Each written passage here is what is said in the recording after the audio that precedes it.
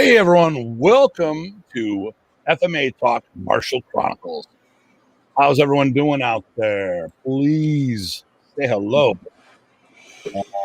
Good evening, everyone. Ty, how the hell are you doing? I'm hanging in there. Enjoyed a nice day off today. Yeah. So, you were a busy camper this weekend, weren't you?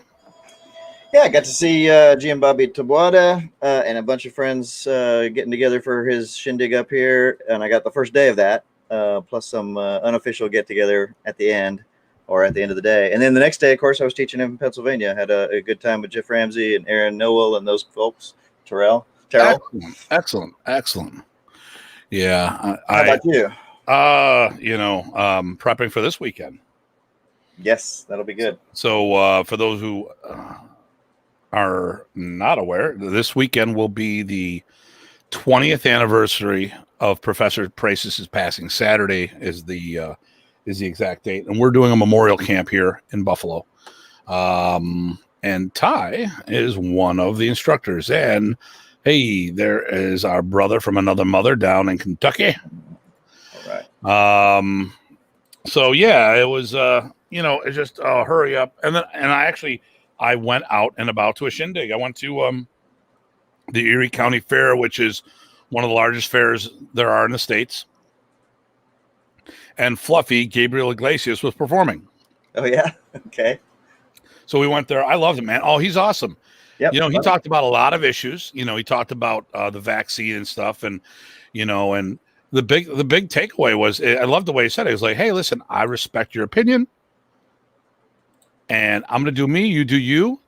I'll stay out of your face and you stay out of mine.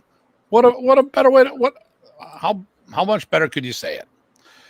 But and speaking of Terrell, I don't know how the proper way to pronounce it. I've messed you up forever. Yes, it's Terrell. It is. Okay. So Terrell, he called you Terrell for a long time. And then so it's not my fault. I'm a creature of habit, so it's hard for me to break that habit. Yeah, we had a good old time.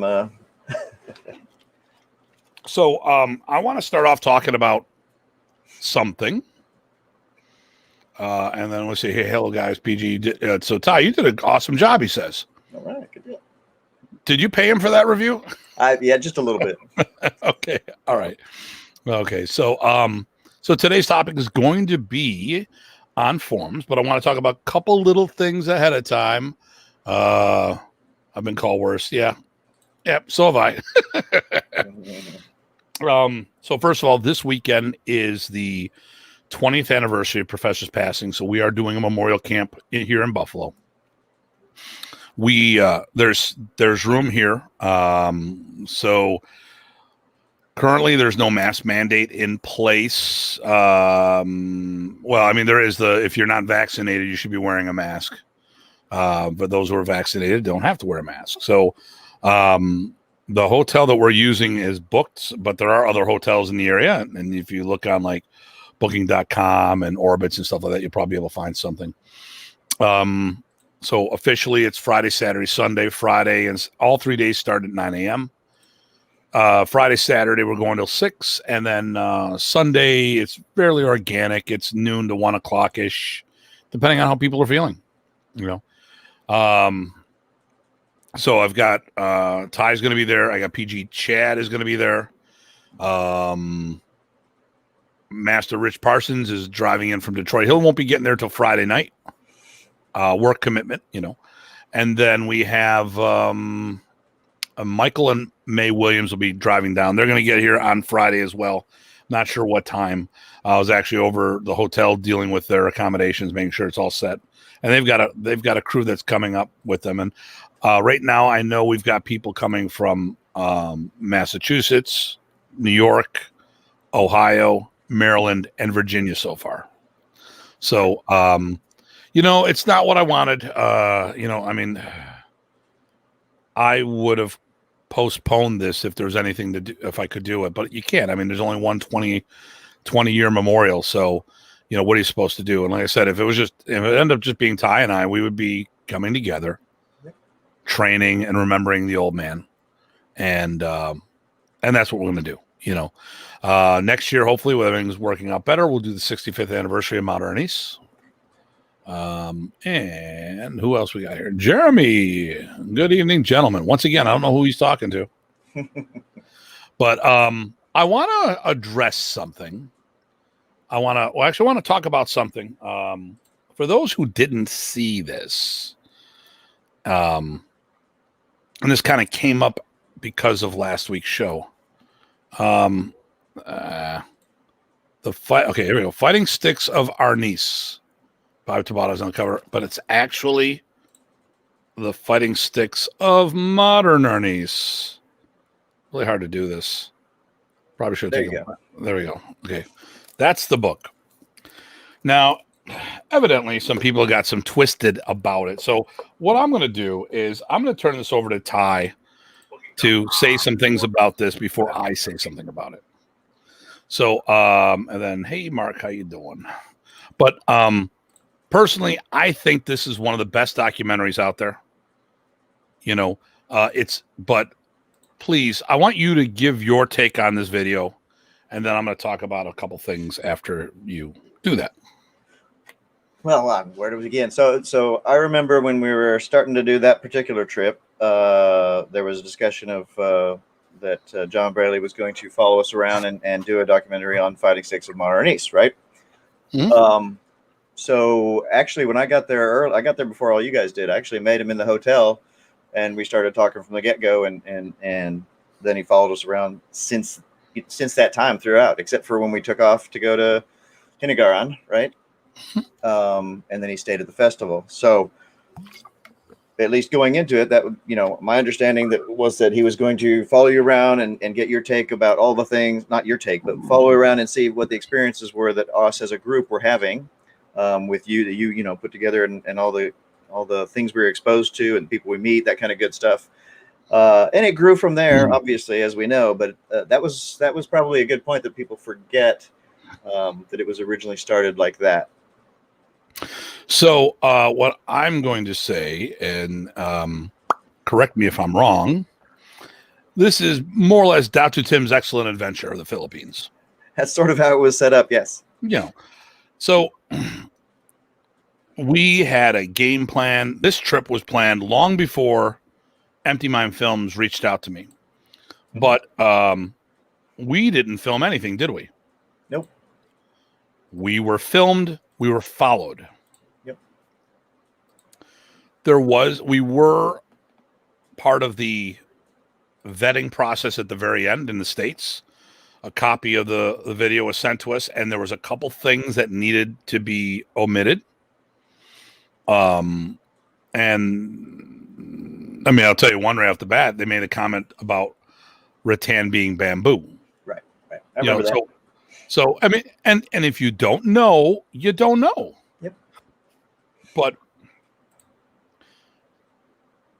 Empty Mind Films didn't go there with their expertise of Filipino martial arts. They trusted us to take care of that. Yep. Which is why we're helping vet at the end, which was cool. I mean, John, I think, did all of those things right. Yeah.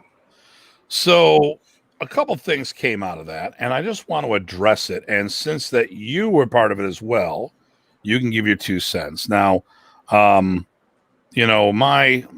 have I have issues. Last week's show opened up some things happened because of last week's show, which I thought was a great show. But one comment that was made, evidently someone's pissed at me. I won't mention the person's name. I'm trying to talk to them, and hopefully that person will hear this and actually respond to me. But allegedly, the comment that was shared to me was that it was to erase Ted Buett's lineage of Balintawak. Now, and to promote the grouping methodology over the ungroup methodology. So now that I'm sharing that with you, I want to hear what you think about that and I'm going to be making a few comments. Well, it's been a while since I watched the video, but I don't remember anything in there we discussed or any of the other people interviewed saying one was better than the other, or even just trotting out one in front of another. I know that several group member people were part of the direct, the screen time, which is fine. But I think also you and Rich were on there, and I think you even mentioned, I'm not positive, about the ungroup method, and actually, I believe, mentioning Menong Ted. I'm not sure. You could probably get me on that, but I mean, I didn't find that it was a bent one way or the other, so that's why I was confused when you said that. Well, I intentionally have not watched the video since this conversation came up. Okay. Because I want to give my opinion on things and what my and I don't want to get worked up. First of all, the video was my adventures in the Philippines, Tim and his posse. That's what it was about. Right. People, allegedly classmates of mine and of Ted's, have been making some comments about this and stirring the pot. Well, maybe insecurity, jealousy that they weren't part of this. Don't know. Really don't give a damn. And I will say this: the video was not edited in chronological order. And here we go. Jason watched the video and never got that impression. Mm-hmm. So what happened is we landed. We got to the we got there late, I think. I don't know what happened. We showed up to the hotel. John was there, and so was Ronnie. Yep. So we did Panatukan first, which was not the way things went. But we did Panatukan with Ronnie. We did Kuntao with Grandmaster Lanata. Mm-hmm. We met in the park where a lot of people met because of the festival, the initial meeting. We hung out with Riddell de Guck in the park. Mm-hmm. We also hung out with him at Arnis Village. Mm-hmm. We went to Quiapo, to a shopping center, and bumped into people there, which was awesome. Yep. I got to meet two of the grandchildren of the Grandmaster, of the late Grandmaster Geronimo from Sikaran, which is another art that I did. And it was like, it's funny because they buy Sikaran patches. They're like, you do that? I go, I do Sikaran, really? And I pulled out my black belt card, and that's, you were there when that all went down. Mm-hmm. That did not make the video. Mm-hmm. Just the general, overall conversation. We flew to Cebu to meet up with Bobby because Bobby and I were both teaching at the festival together. Mm-hmm. And Bobby offered to take us to Balintawak Street. Never been there. I wouldn't know where to find it. Yeah, Neil, Nick's son, and Bobby took us to Balintawak Street. That's right. We also visited with Nick Elazar. Yep. But we didn't make any comments about this. Mm-hmm. But my classmates, this is get the popcorn and the beer out. Here we go. If my classmates and anyone else who has a problem with what happened, if you're that egotistical to put Ted above Anshan Bakan, screw you. It was an homage to Anshan Bakan. Mm-hmm. It had nothing to do with Ted Buat. It had nothing to do with Bobby Tabuada. It had nothing to do with Nick Elazar. Mm-hmm. We went to the streets. We did our thing. And let me see. Do you understand Spanish? Excellent, master. Hello from Guatemala. I'm guessing. Yep. Yep. But I mean, like, how dare anyone put themselves above Anshan Bakan? He was the founder. He is Balintawak. So if anything, it was kind of like, to me, it was neat because you had several different, I know branches isn't a good word, but we'll say several different branches or feelings for Balintawak. Went to the birth street, the location it was, and shared in that celebration of what Anshan had developed. That's what I took it as. Two different branches. Right, because you, Rich, for Menong Ted's, and of course, GM Bobby and actually Master Nick at the time, or Master Neil at the time, because Nick, I think, had to do something else. Yeah, he wasn't there for that, yeah. Yep. And and GM Neil was very nice driving us all around. And you forgot the cool thing is we walk off the airport and we're surprised because GM Bobby and GM Nick met us at the airport. Yeah, there we go. You know who our chauffeurs were? That's right. Nick Elazar and Bobby Tabuada. That was pretty cool. Go figure. Yeah. Who would have thought that they would have been waiting there for us? That was awesome. Yep. Good welcome. But we were not promoting anything. And especially if you listen to last week's show, we talked all about Punong Ted.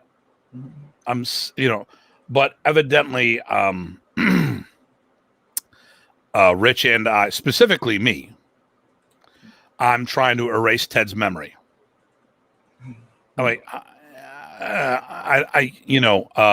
talk to me to get your head out of your ass. Evidently people have been talking to family members and they're all pissy now. Well, I'll throw something out here. So we talk about Blunt Walk a lot, and you know me, I'm talking about everything I got from Remy, which is not Blunt Walk, but I'd like to see connections. I talk about some of the stuff I see from our friend Master Reno, and guess who you mention almost every other word? Punong Ted.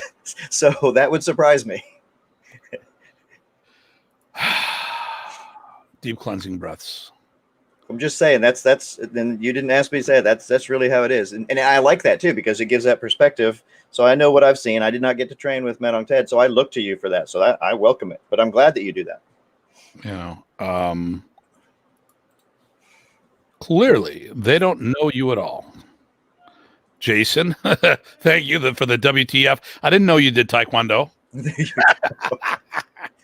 And maybe they should stay up. I got even a better one. Instead of going off half-cocked, call me on the phone. So evidently several of these people have been upset for a while. And here's what I'm going to sit there and talk about. Too bad. I want to talk to you about something here. This is this thing. Ty, if I ever tick you off and you stew on it for, let's say, a month or more. Okay. Who's that on? I'm not going to do that. I'd call you up. I would call you up, or guess what? When I see you, I'd say, hey, really, what was the deal there? Yeah. But I mean, if you were upset for all that time, that's on you for not addressing it. Yep. If I did something like this, it must be COVID. Yeah, Jason. Well, COVID is making people stupid.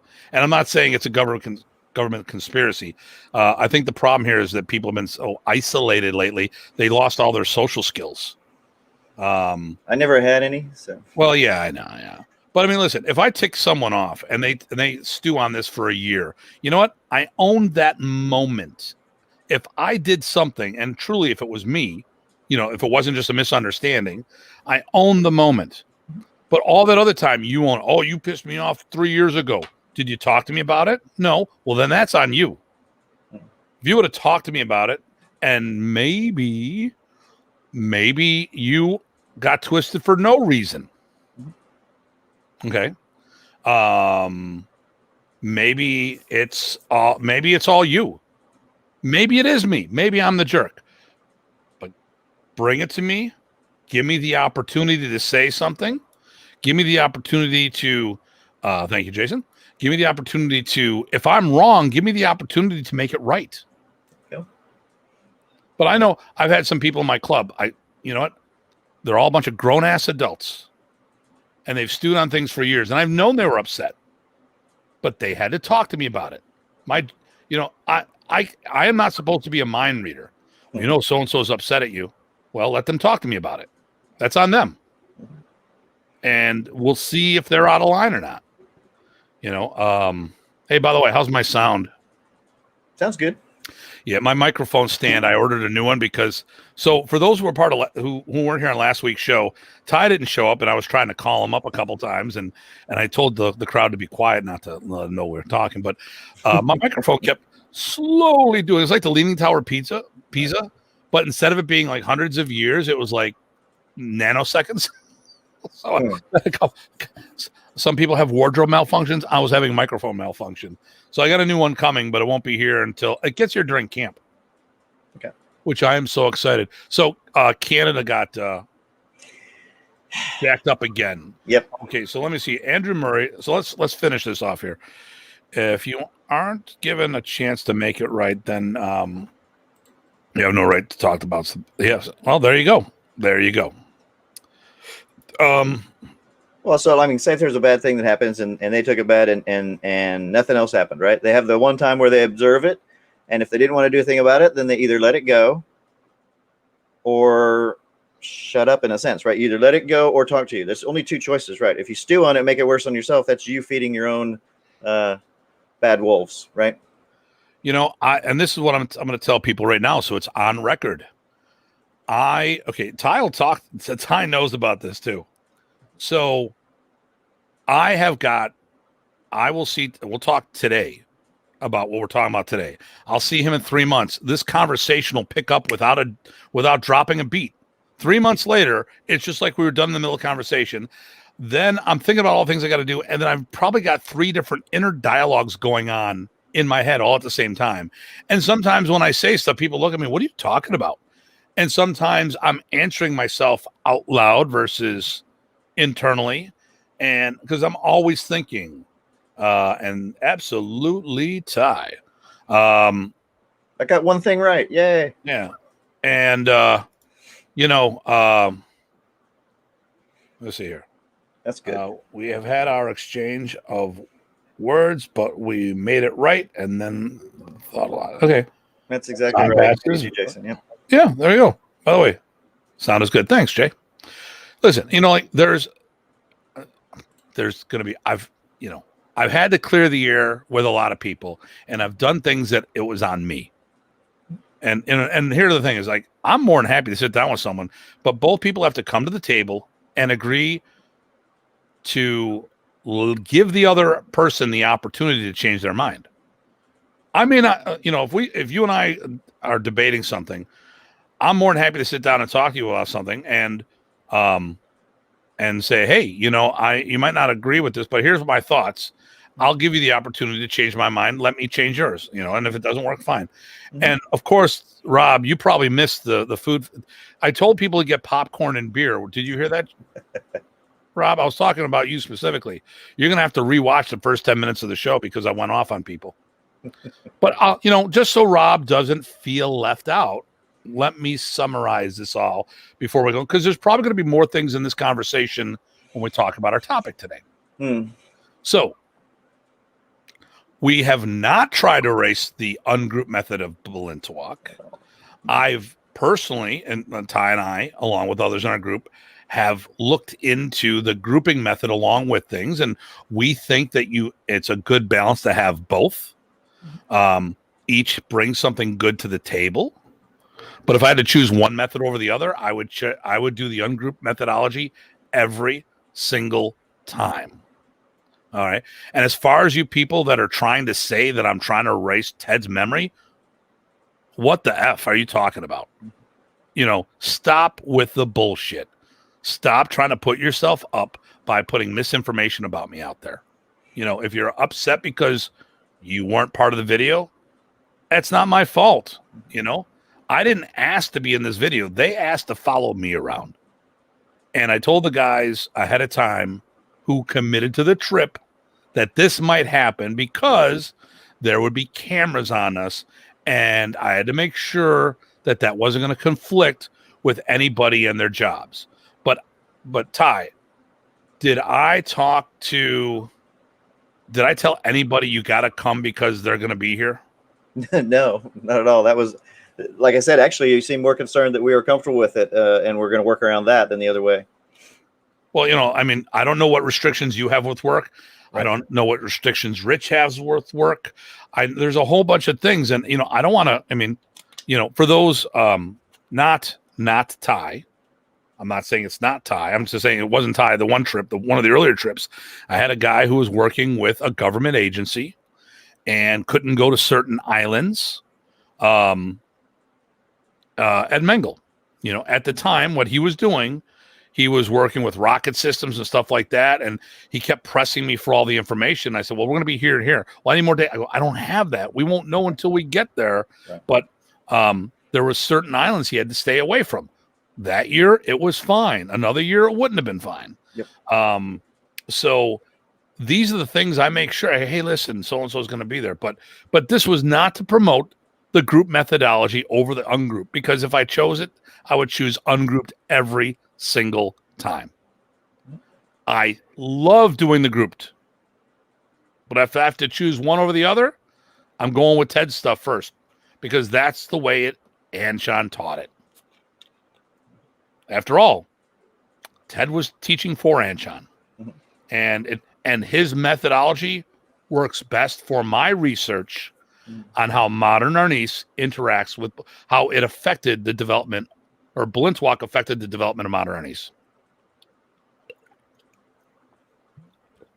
Yep. So stop by being a bunch of whining little bitches and man and woman up.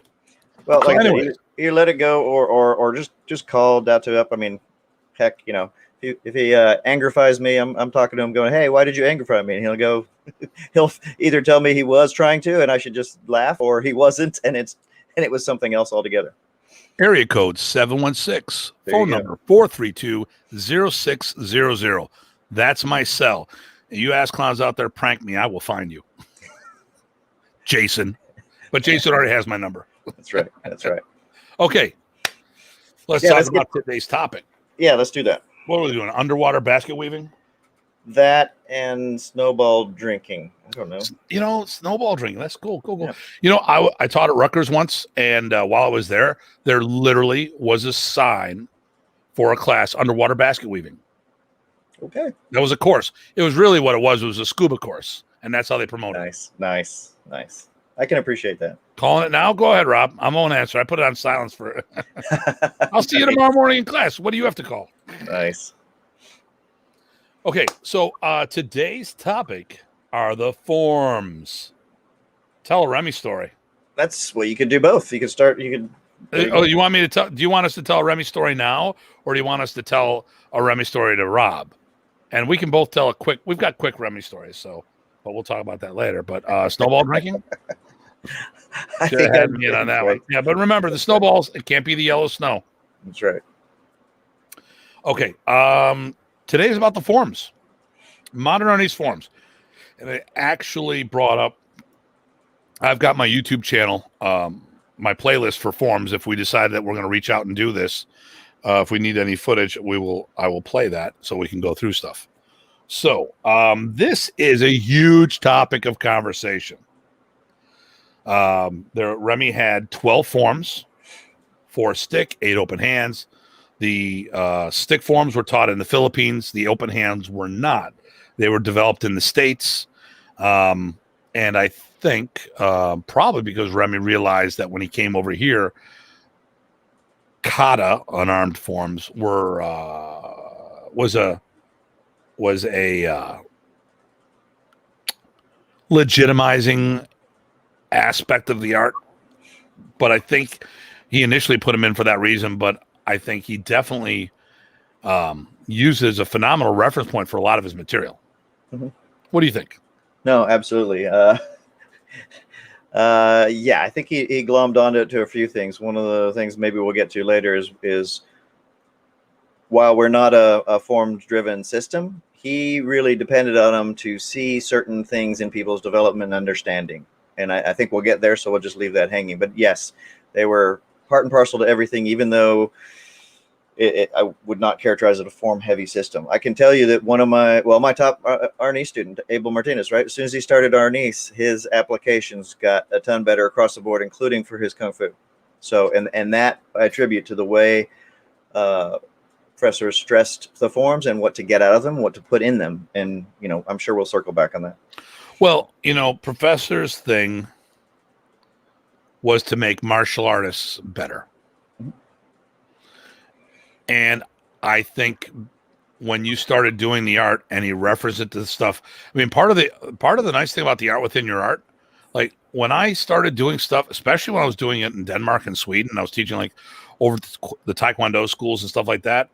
I'm doing stuff left and right, and I'm referencing their forms. I go, this movement right here, this is an armbar. That's in your kata or your pattern. Hey, look, this is a throw. This is the knife defense and stuff. So let me see here. What was going on? I remember performing for Remy at the Michigan Summer Camp. God, is it? Yeah. Oh my God. So Jason was a nationally ranked forms competitor.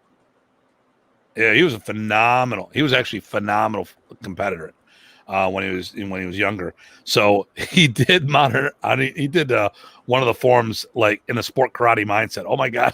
Remy's like, what the hell? I mean, he loved it. He was like, whoa. Because usually people didn't do his forms with that kind of energy. There was an energy lacking. And I think what happened is like a lot of times, it started from the top down. Remy didn't develop that whole he wanted to flow more. There are lots of motions hidden in Anyo Isa. It is more than what's observed. Yeah, oh yeah, definitely. Do I know Andrew Murray? Do we know Andrew Murray? Yes, I think so. If that's the one I'm thinking it is. I'm gonna go to Facebook and I've got my screen set up. I got good reviews from last show. Actually, I was told that it was one of the better shows out there. Excellent. I think that's because you weren't around, but that's probably it. But you have to swap me out for Rich, and you'll be good to go.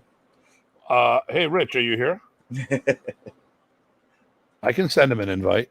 There you go. Yes, it's me, Datu. Yeah, I think I met Andrew at your school that was years ago. I'm over on his face. Oh, okay. All right. Yeah. All right. Okay. I just, you meet so many people every now and then, you just need to see a face. And I found that face. Yep. You know what? And maybe it would be better if we kept that face buried. No. That's right. Yep. No, Andrew, did you change your last name on Facebook? Is that why I don't remember? I remember a different last name there. But Chad, yeah, I know it was Chad student. Yeah. Okay. Boom, Jason, you know him. Yeah. But Remy really was definitely looking for the energy that you put into and could show that you knew what you were doing when you do your forms. That was probably the most important thing to him in my mind. And when he saw it, it made a big difference to him. So let's nail a few of the top things with the forms before, and then we'll get over some of the other things a little more controversial because that's what the show's all about, baby. Informing people, and people got to stand up for their beliefs and say what they believe in, no matter who's watching. Ty and I do this show right now. We're the voice of we're voices of the modernist community. We want more people on the show. Okay, we've invited a bunch of people on the show, and next week we're going to have Frank Schakowsky. Then we're going to take a week off because of the holiday. Then Lauren Therian's going to be on the show. We've got Ed Kwan coming on the show. Jeff Owens committed to the show, so I got to get a date with him. And there's other people I'm working on. And, so this platform does a whole bunch of things. Oh, there we go. Okay, so first of all, let's do this. You, Datu, and Benez were the forms teachers of the Michigan. Yeah. And then here we go. Let's see what this long one is. Okay, this is kind of in my way, so my monitor's kind of there. I'll read it. Yeah, please. I think there were several. This is what Joseph Doris says. I think there were several reasons the professor added empty-hand forms. Many students were cross-training from karate, tang soo do, taekwondo, etc., and this helped them crosswalk. Yeah, definitely. He constantly expressed that anything you can do with a cane, you can do with empty hand, and this helped legitimize that concept. And yes, and give them tools to do that. And then 3, agreeing with us as other reasons as well, and still more too. Yeah, good points, Joseph. Phenomenal. And this is what the show's about. Nice feedback and input from our crew, from our not our fans, but our family. I don't look at anyone who's watching the show as a fan of ours. You're members of the extended family, and this is a think tank and some stuff. So,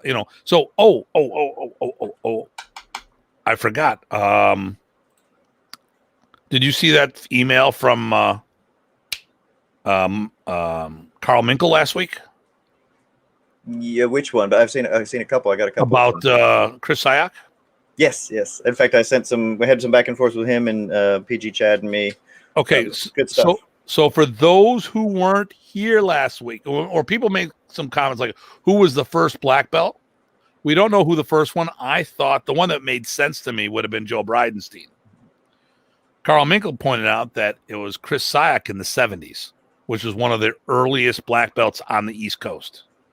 And they were friends. We were talking to Chad, I think it was Chad Doolan told me the other day how Chris Syak was telling stories on how his mother kicked Remy and Leo Gahe out of the house for an argument. Get out of here. Don't come back until you've... I had remembered that story. I just forgot who all was there besides Remy. Just remember, you don't mess with a Filipino lady. That's right. Oh, my God.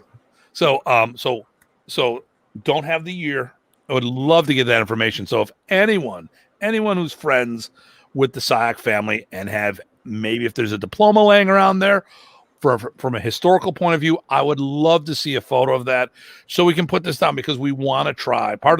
We have a GMAP, the Global Modern East Project. One of the things we're trying to do is track down the family tree. I think Chad said that Chris had at least a Delaware under Remy. So that's not anything to sneeze at. That's some good connection.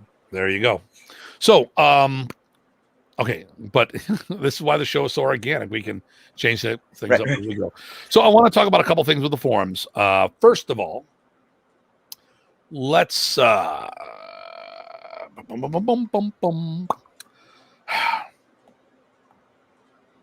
just trying to figure out which one I want to address first. So now that's not the way it's done in the videos. You ever hear that comment? I have. Yep.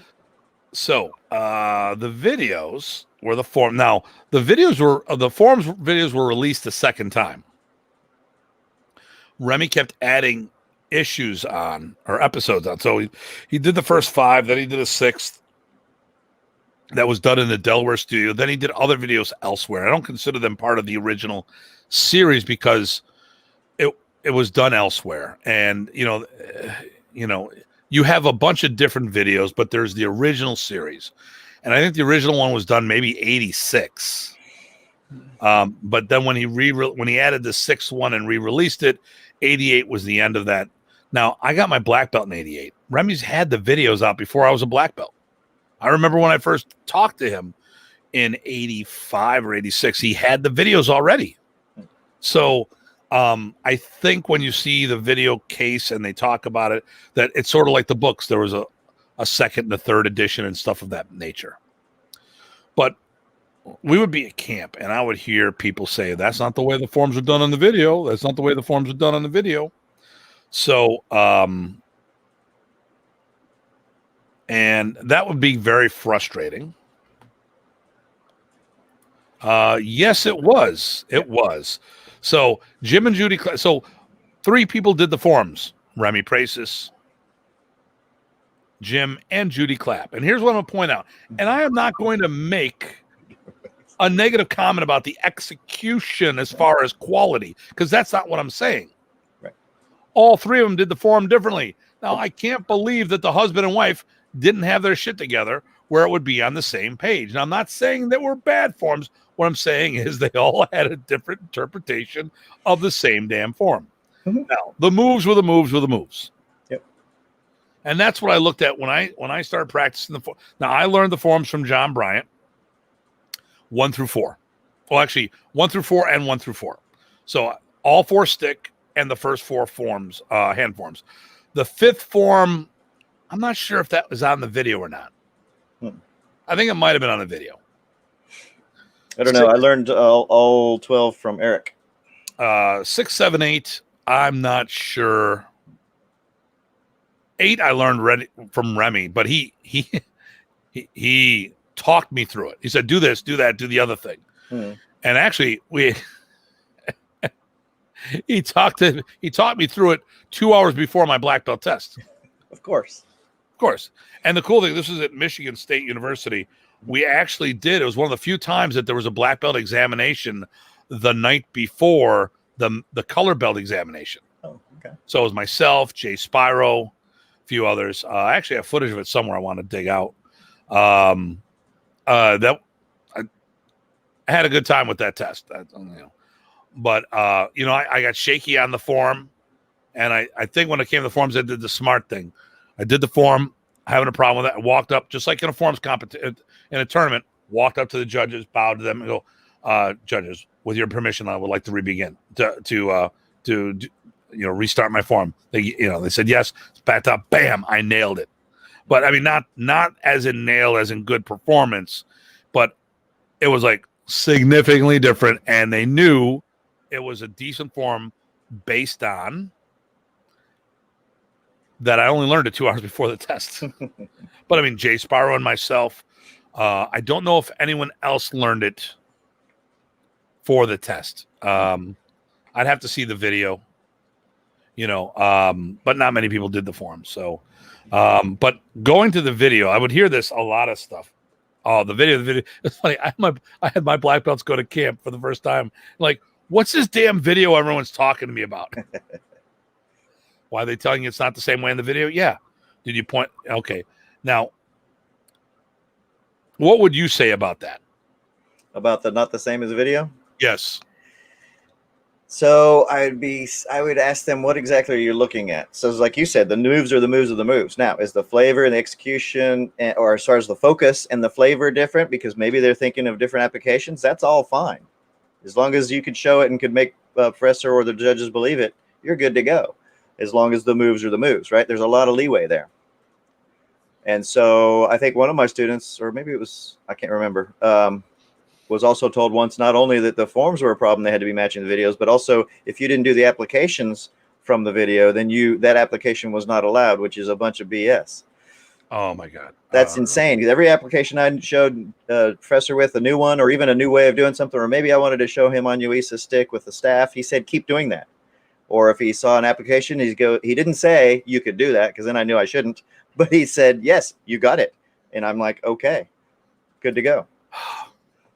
You hit on a whole bunch of nerves that I just makes me want to punch people in the face. That's why I do martial arts. I can get away with it. So it's good that I hit on those then. Oh, you bastard. Okay, so anyways, okay, so first of all, everything was in a constant state of flux. Mm-hmm. The art evolved constantly.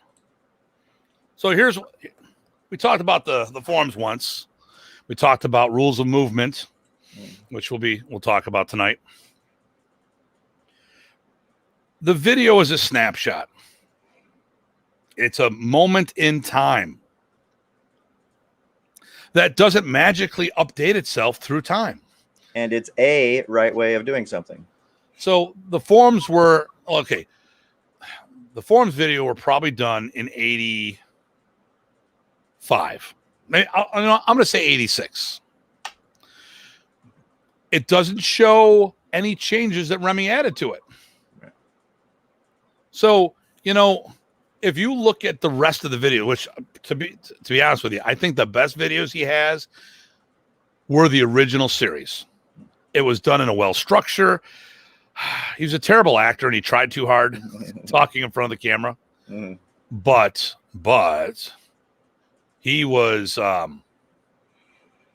his material was solid. Mm-hmm. Now, but I think people go out of the way to look for something to make themselves feel better about something. And we were talking about stuff in general. What's a trademark move of? Okay, if we're doing a Sinwali, what's a trademark move to tell you it's Remy versus Ernesto? If you break out into a front stand, you're doing Ernesto's methodology. Would you agree with that comment? Yes, or very old stuff. Either way. Yeah. Okay, so Black Belt Magazine series or early?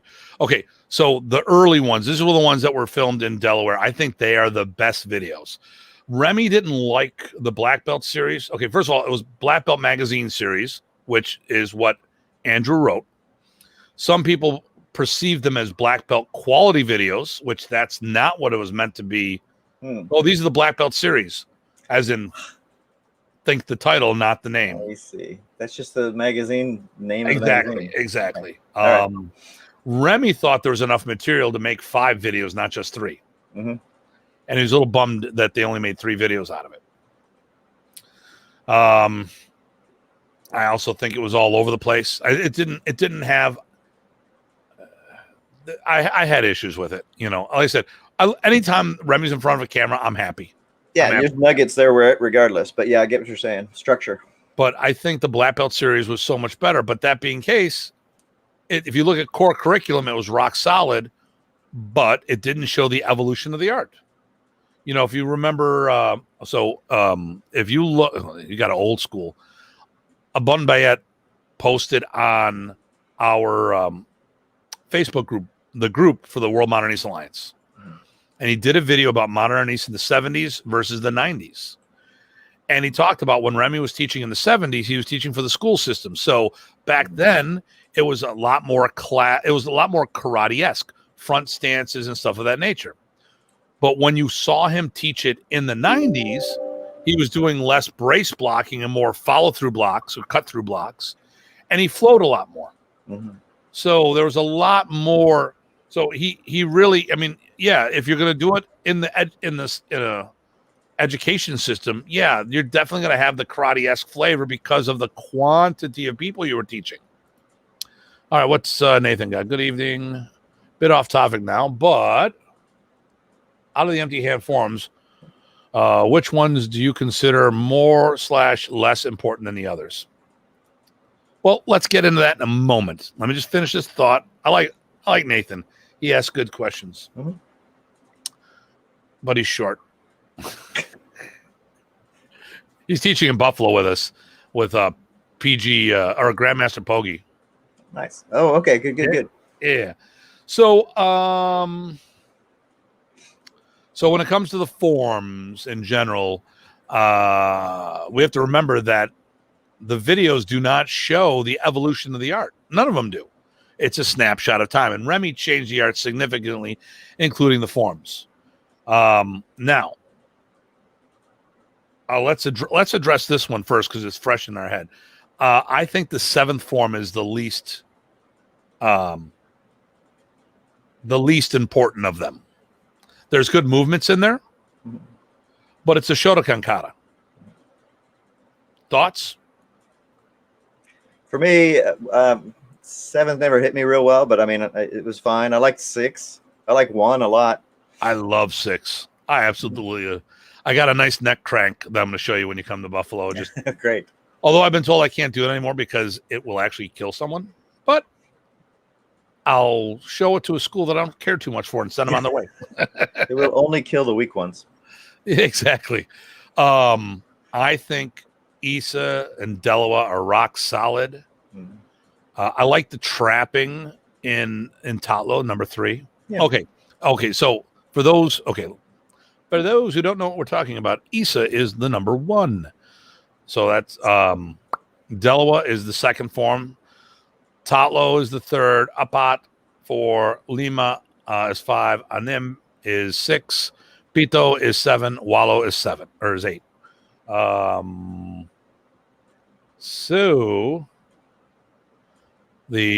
Frank's got a comment here. Speaking to Frank's comment, so I suppose you didn't get the 9th form? No, I never bothered with that one. So that's when I'd usually break out a mantis form and go and start showing that. People would be going, "What are you talking about?" See, so I got this story that Professor put together a few forms himself, but other people influenced the latter forms. Could be. You know what? We, as his students, influenced Remy a lot more than we actually think we did. Oh, he stole, borrowed, used, incorporated, developed. He influenced us as much as we influenced him. Synthesized. You know, and a lot of that is just sometimes someone picked something up wrong, quote unquote, incorrectly, and next thing you know, it became an innovation. That's where I got one of my favorite drills that hardly anyone ever sees. Somebody did something wrong. Okay. So I like the beginnings of all the form. Well, except for the 7th form. Actually, in the 8th form. I'm not a big fan because it's the traditional. The 7 and 8 have got that traditional karate flavor to it. Mm-hmm. And I like doing the forms with a hard edge on it. Don't get me wrong. But I love the trapping and stuff like that. Trapping, throwing, breaking. Yep. And here's the thing. I actually, this is hilarious. I remember Randy Shea once telling me that I don't even do the art anymore because I'm doing guntings and I'm doing trapping and I'm doing limb destructions. And I'm like, do you not look at the forms? Didn't you just describe Anya Delawa? I described Anya Delawa. Yep. I described Anya Tatlo, and I described Anya Apat. So let me see. Hey, Craig, let me. Maybe he was trying to say something else, but whatever. So when you do gunting, Anya Delawa, you do the. Okay, I'm trying to get in front of the camera. I do the cross, pop, bum bum. Yep.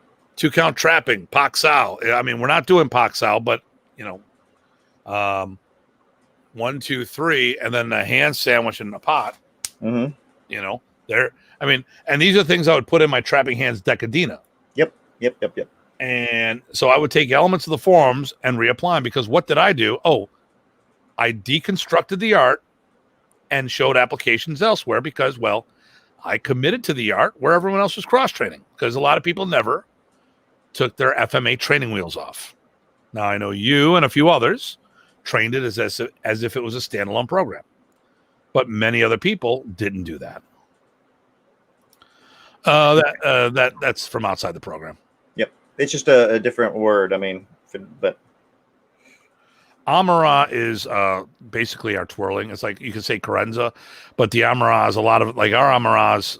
There's systems that do Amaras as pre-programmed. So in our group, we have my Amara that we all do. We have a school Amara, and then each student has to develop their own. And these are things that you could put at the end of all your techniques. So you can do block check counter into this. You can do a disarm. You can do police, you can do cruzada, and have the same follow-up on all this stuff. Now, I've seen systems that have like 15, 20 Amaras. You don't need that many. Just a couple. And it's just about getting us to move better. Right. And what's an Amara? It's a combination. It's like doing jab, cross, hook. But different. Or a finishing flourish is what I always say. Yeah, that's it. So here's another one. Why were the forms taught differently in different parts of the country or different parts of the world? Ty, what do you think about that? Was it okay? Let me throw the other one out there. The other half of this. Right. Well, it was about technique, not the forms, but I'll throw it in for this. Was it because Remy taught it differently so he could figure out what part of the country we were from? So, in my opinion, Professor was very, very good about. He was a consummate teacher, right? To do that, you have to gauge who you're teaching. Yep. Who are you teaching when you go to this area? Oh, wow, these are mostly Taekwondo guys. Who are you going to when you teach this area? They're mostly Ishinryu guys. Who are you going when you go to this area? So you would teach them using their terminology. I do that all the time. So you work with what you've got. And I think that's all he did. I don't think he did it on purpose to separate anybody. Would that be the art within your art? There you go. Yeah. And he just wanted people to apply those principles. And granted, they bring their own. One person could say baggage. The other person could say base skills. And then he would work with that and get you to get your principles better, make your art better, and all that good stuff. So I think he was super smart. I don't think it was anything along the lines of keeping track. Now, did he pay attention? Sure. He knows who he taught what. And if he sees you move a certain way, oh, you must be over here, because he knew how he approached different areas just because of experience, not by planning, in my opinion. Okay, here we go. There you go. Yep. Teach to the skill of yep. Yeah, that guy's right. He should be on here more. There you go. Well, here's what I'm going to say. Different people were different point people in the area. So what I mean by that is, who was the point of contact? That's the other half of that. I'm going to add on to that, but you finish that and I'll add on. So if you were in Massachusetts, the camp host was Richard Roy. He openly put as much Tai Chi into his modern Arnis as possible. Mm-hmm. So if you went into London, Ontario, where Jason's at, Michael Donovan was the chief guy over there. And there's a lot of Kempo and Kempo flavor in what they do. And if you do Miguel Ruby, my brother who was on FMA, He and I were on FMA discussion last night about professional FMA schools. They do exist. He's one. I'm another. So when if a karate guy was I don't want to say in charge of the area, but was that point person in that area, or if a Pukalan woman or a karate, if you're a karate or taekwondo or whomever, if that area was dominated by a certain system, or that was the system that was bringing the professor in, there's a good chance that they had their martial DNA influence that style. It's just, the way it is now. So what we got from Nathan here? One more. Does the forms have a central theme, or the forms viewed as more of a catalog of techniques? I think more the latter. But what are your thoughts? So I actually don't like thinking of forms as catalog techniques. I think they're a context from which you can pull out applications. So you want to call that a technique, that's fine. But in my mind, it's really a context for applications and power development and motion and all of that tying together into what you can get out of it. And speaking to Tim's point on top of that, so whoever was sort of in that area running things would put a flavor on things. For a while there in Texas, Raymond and I were doing things, and you got our flavor that was sort of from Eric, and then Raymond's background's Chinese Kempo, mine's Kung Fu, and so we'd have a little bit more of a flow with some. I was more upright because of my hips, so it actually meshed pretty well for folks. But you would do that. You would see people. We would run review sessions or teach some whole sections of forms, and then people would start doing kind of our version of it. The moves were the moves. We're not changing any moves, but the flavor, the emphasis, obvious applications kind of jump out a little differently depending on who's teaching it.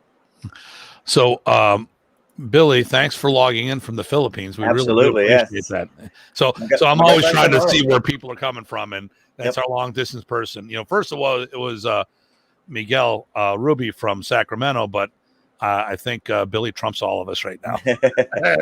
And we see her every time, or at least I've seen her every time I've been to the Philippines. You've been gone longer than I have. So Billy is a student of the wonderful and one of our best friends over there, Grandmaster Riddell the Guck. Mm-hmm. So thanks for popping in, Billy. I really appreciate the support. And I mean, the hell with Ty. Who cares about it?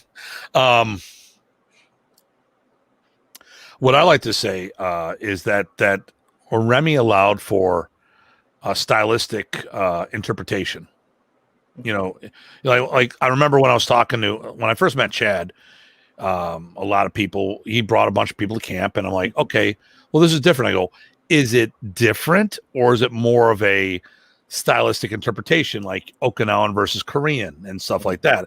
I mean, I watched some of the Kung Fu. I've watched some people, friends of mine, not you, friends of mine, doing weird Kung Fu kicks without like doing a front kick without a chamber. I'm like, what the hell is that? It's supposed to be some kind of mantis or whatever, and some weird shit going on. But Remy allowed that. Remy said, hey, listen, because he did wait for it, the art within your art. Mm-hmm. Now, he was moving away from that. And there you go. It doesn't matter. Okay, thanks for wishing you, but you being in North Carolina, we don't even think about that anymore, Andrew. Bye. See ya. You should be coming to camp. And Craig has some feedback on that. Okay. I don't know what feedback. I don't care. I don't care about Craig anymore. He doesn't come and visit me. Who cares if the country's shut down? Bastard. You too, Jeremy. He should find a way. Well, actually, they can, because Paulo Rubio just flew back from Utah. Yep. He had to go do some extra testing and things like that. Yeah. Yeah. But I mean, the flight from Toronto to Buffalo, it's a 2-hour drive. It's probably like a half-hour flight.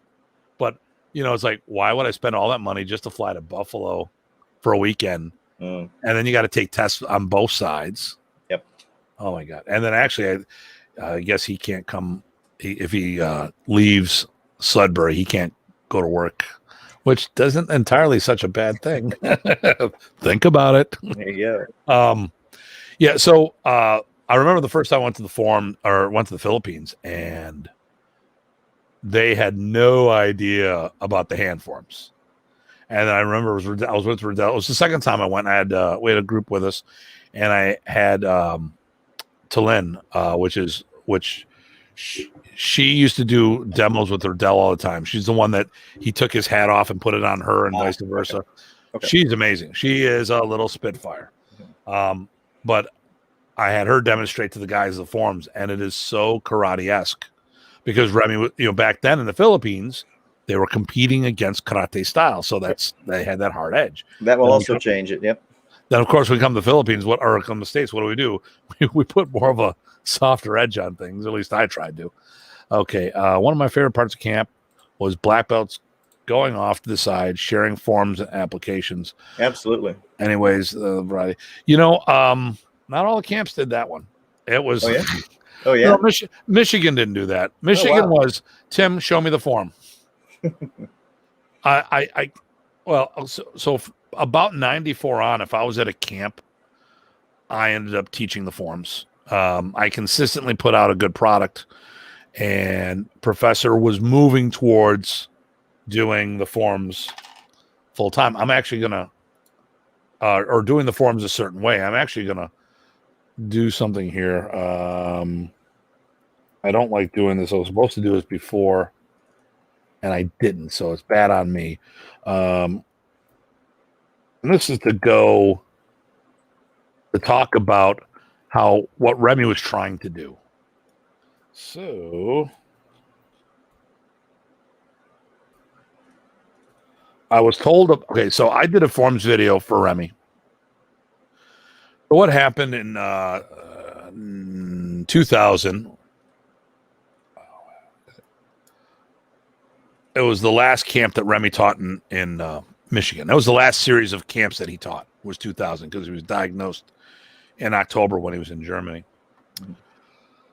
So one of the things he was doing at the camps is he was shooting videos at the camps.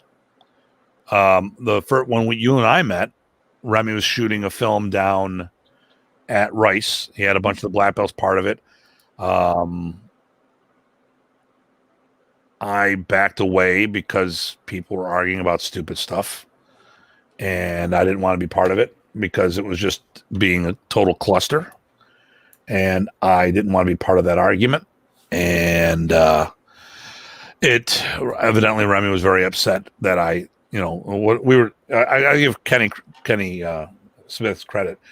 Remy came over. There's a bunch of people. It was like Bruce and myself and Kenny. I'm not sure if Chuck was part of that group or not, but I remember Bruce specifically and Kenny. And people started arguing about the footwork. I didn't argue about the footwork. I just did the footwork. So the modernist footwork is when you're doing follow through striking.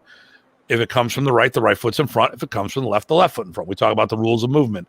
Ty, do you remember this? I remember seeing it all the time. Okay. So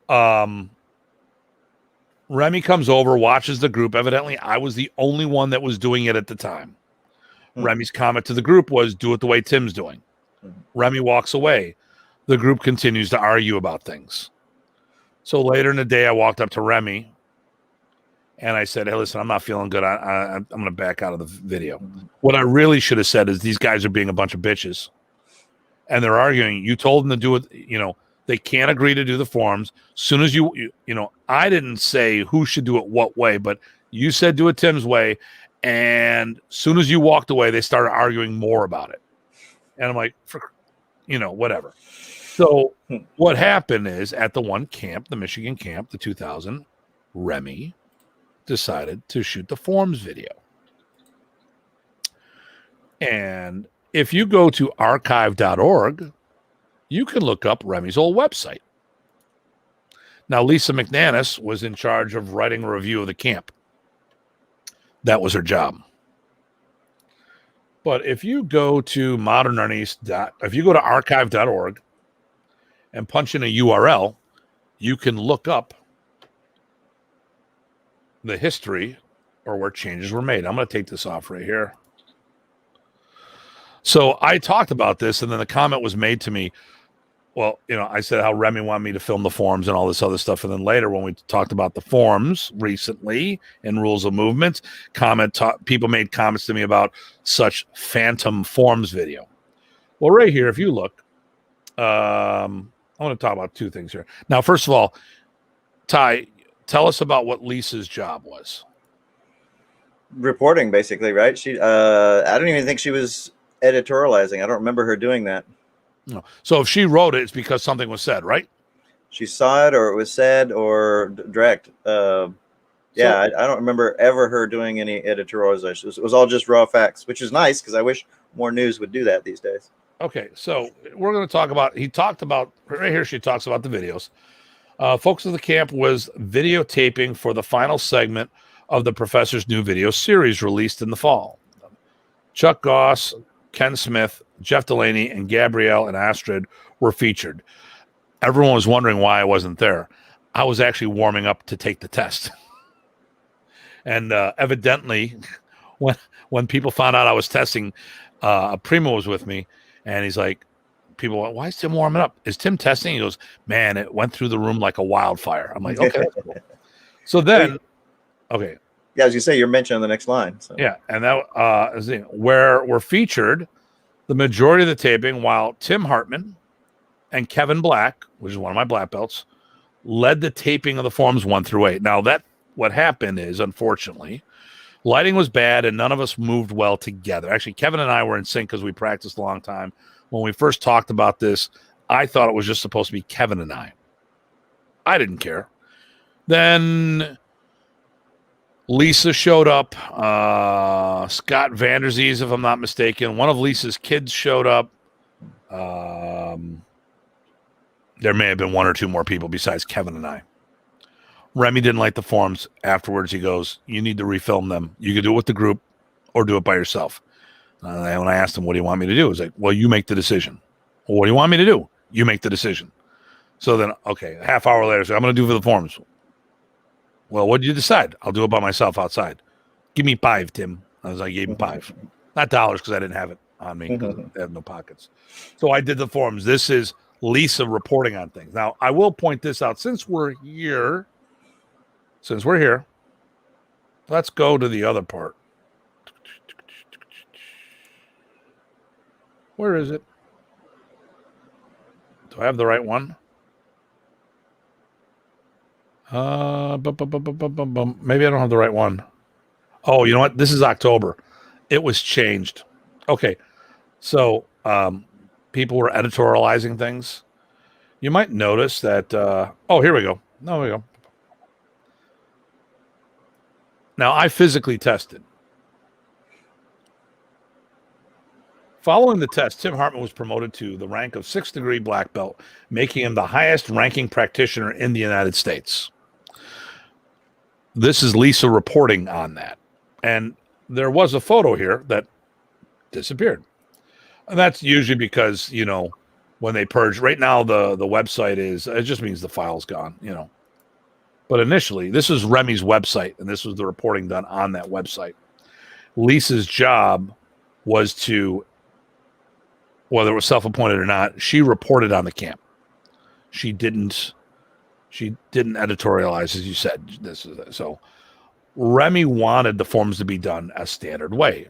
Matter of fact, we fast forward to the Tucker, Georgia camp, where Chad Doolin was there, along with Chuck and Jeff, and I think Roland Rivera and David Nung, one or both of them, and a few other people. Remy had me go to the side and do a session just for the black belts and say, all right, this is the way it's going to be.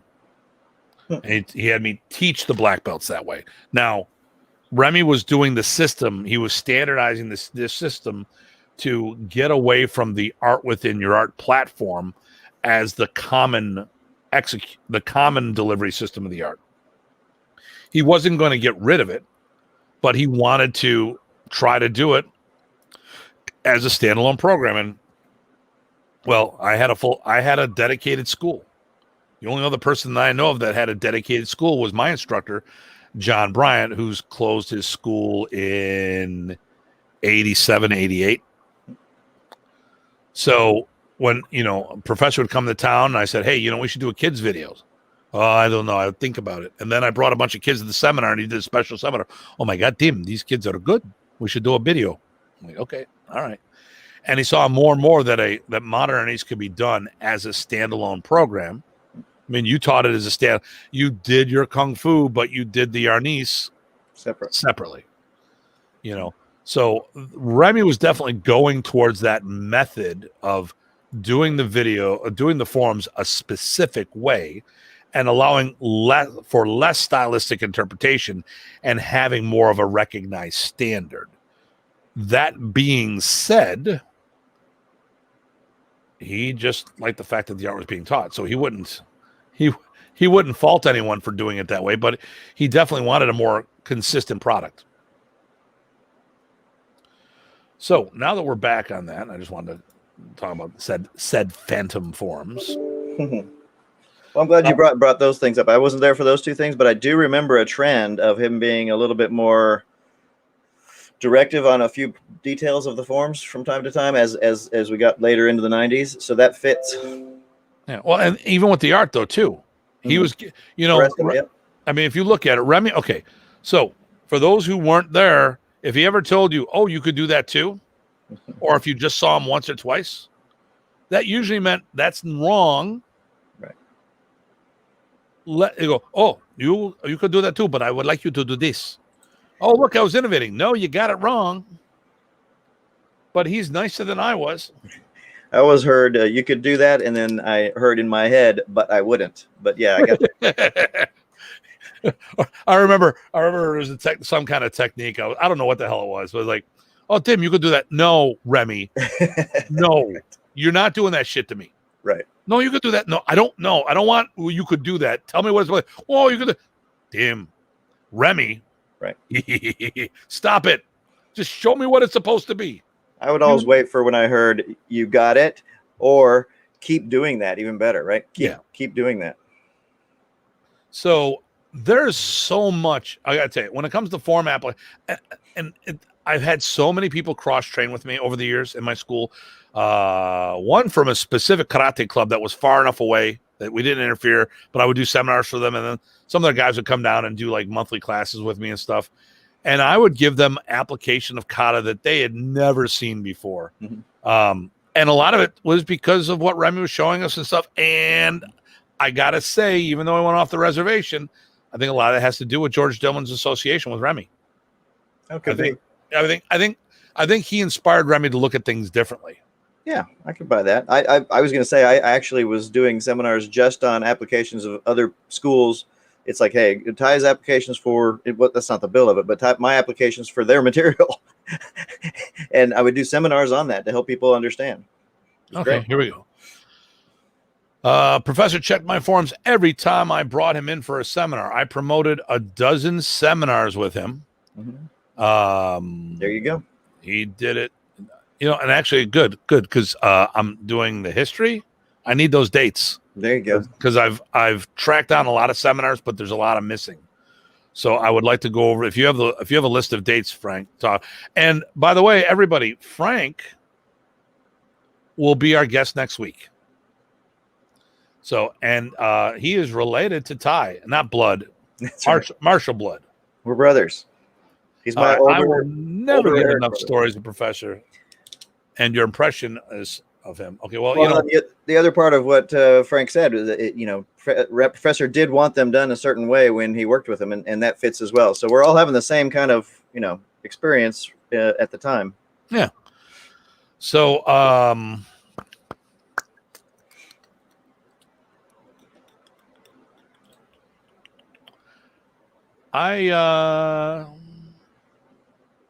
any questions?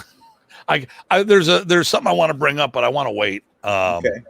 Okay. How do you feel? Do you feel good on the forums? I mean, how do you feel in this conversation? There's one chapter I want to bring up.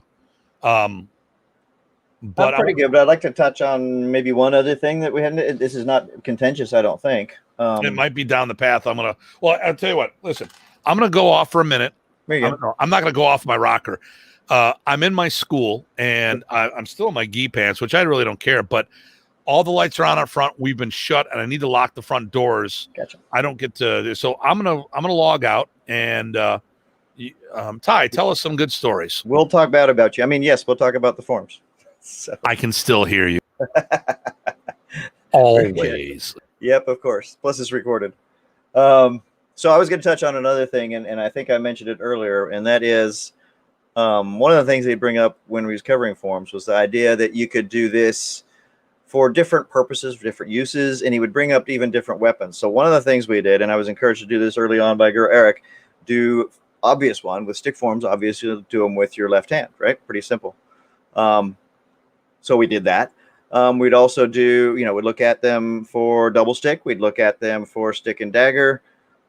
We'd even look at them for staff. And some of those, whenever I showed them to Remy, his input was fix this or do that or change this, or you could do that, but I wouldn't. And then I would listen to the follow-up. Or once we had it down, particularly, I remember them saying this when we did the staff form of Anyo Isa Delo Atatlo, our version of that. He said, keep doing that, and have your people do that. So that's what we do. I wouldn't say it's part of the curriculum, but it was strongly encouraged to help explore those applications, those use that context to develop our application, our energetics, our flow, our reactions, our adaptability, and apply those to things. Because when Remy was looking at forms from what I saw, so this is just Ty's interpretation, the thing that really got him most interested, if you could show that you knew what you were doing, why you were doing it, how it worked, and he would believe that you were going to get somewhere with it. So put that together with what the moves being the moves are, and then your interpretation for all of those things, he was a happy camper.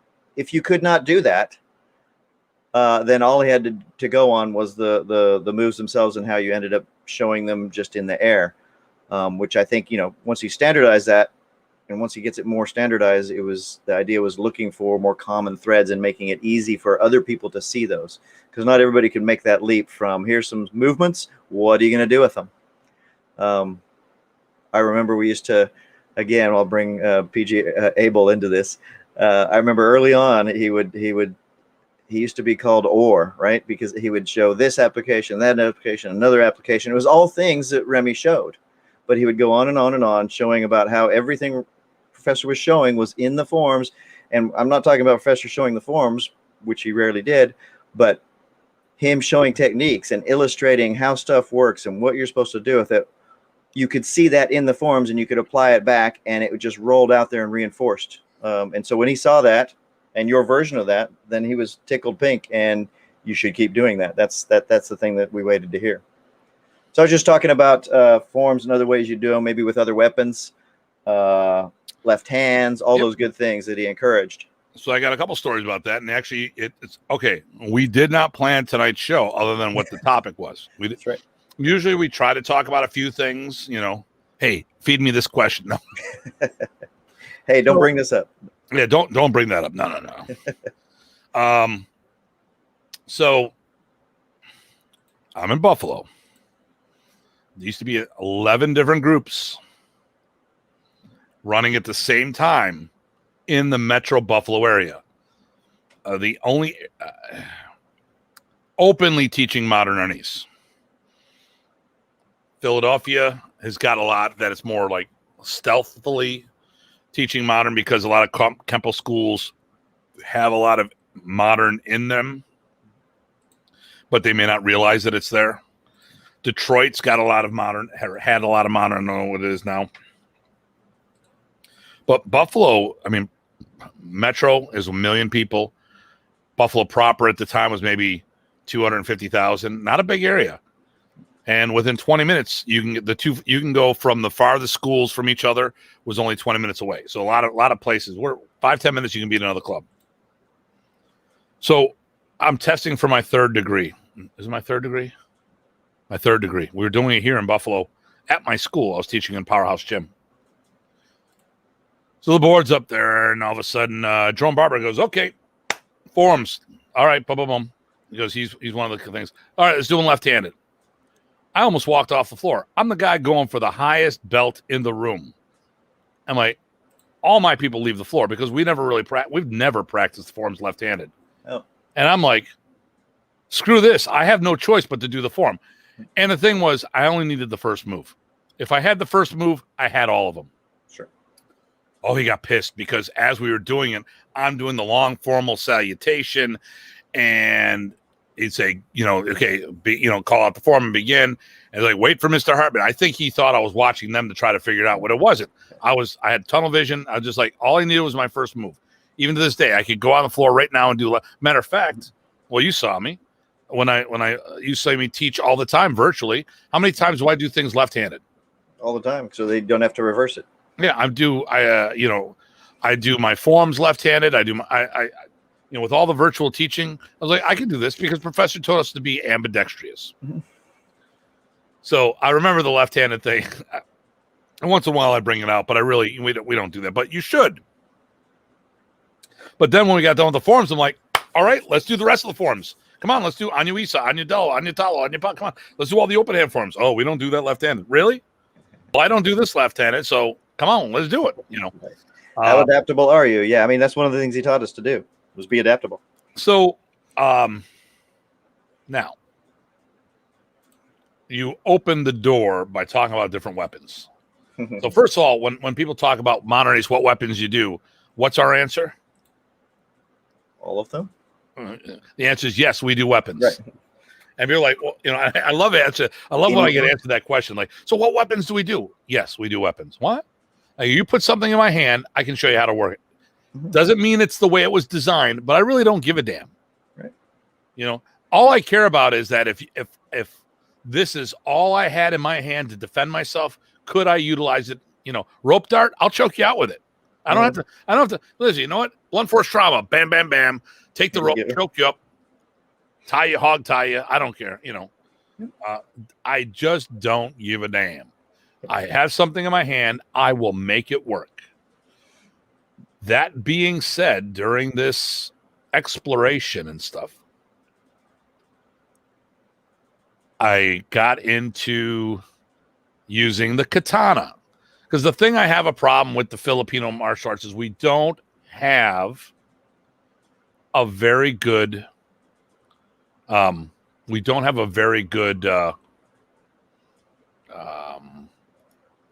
martial arts doesn't have a good double hand weapon. What's this? What's he saying here? Andrew's talking to say if he can return to the earlier comment. Is this? He has a link to YouTube. Is this the Delaware series of videos? I'm not sure. I'm not pulling up the link. I can't access it, so yeah, I can't get it out by itself unless I type it in, which nobody. If they're all wearing white pants, wait a second. Okay. Is it the Delaware videos? Blue title intros. I am not sure. It's not the ones. You were able to pull that off there, or did you just type it all in? I was able to right click and open in a window and then mute it real fast. So I'm watching it. And it's the re-release. Well, it's been branded by another person. But anyway, yeah, it's blue background, blue cloud-like background. They're wearing black uniforms. Oh no! Text was the intro title text was blue. I think that's not. Nobody's wearing white pants. How are you getting able to open that window? I went over to the comments window side here. Yeah. And then I just selected it and right clicked on it. And it's saying save as or. Yeah. See, I'm on Linux, so there you go. You bastard! Give me that. Oh, you're killing me. You're killing me. Yeah. But oh gosh. Let me. Names would probably help. Let's see who's he using. I think this is the claps. Yep. So it's the one with the claps. Can you Facebook it to me? Sure. Just a second. Actually, I'll put it. Well, this won't help maybe, but maybe it will. I don't know. But I'll send it over on Facebook too.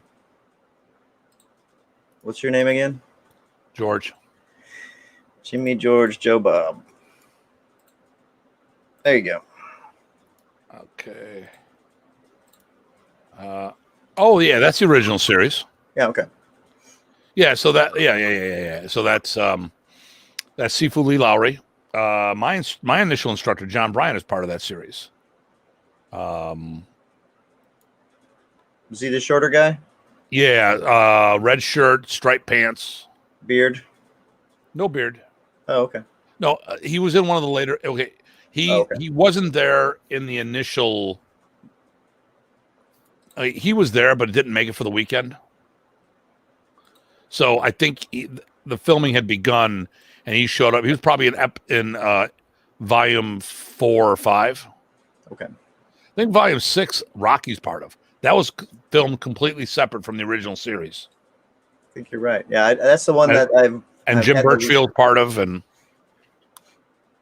that's the one I've watched the least. Sorry to say, I'm still working through my footage as well as the other ones. yeah. So, okay, found some. Okay, all right. So here's the deal. During the problem I have is that the Filipinos, I haven't found a good two-handed sword for a Westerner to use in Filipino martial arts. I have kampilangs, but they have a small hand grip. It's a two-hand. It really is big enough to be a two-handed sword, but it's designed. It's almost a one-handed chopper.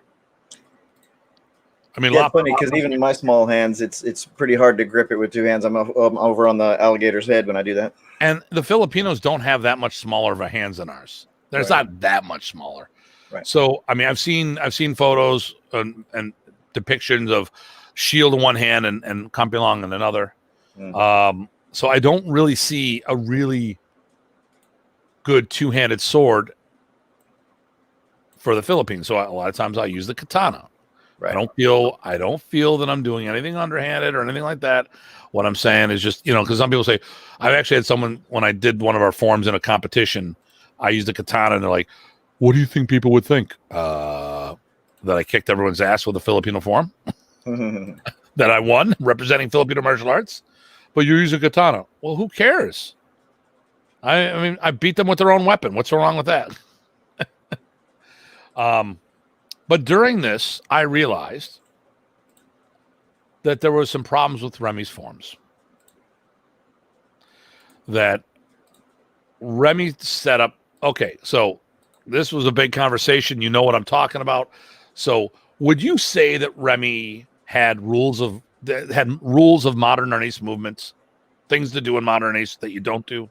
Yeah, I would characterize them as principles. Things he would move certain ways for reasons, and these were the principles that you'd see. And so there wasn't a big list written down, but you watched him, and that was your list because you would get in trouble if you moved wrong. One thing that annoys the hell out of me is the fist puño. I see all these people with 1 or 2 fists worth of puño.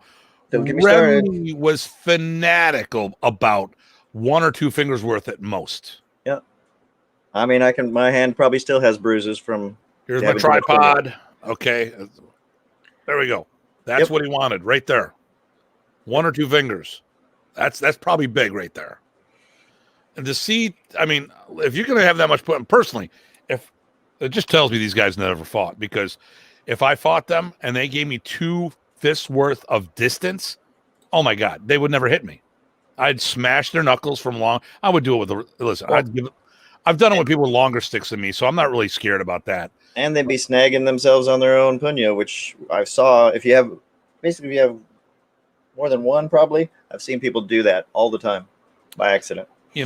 And to do, like I said, if you have an extra large stick, like 32 plus, you choke up.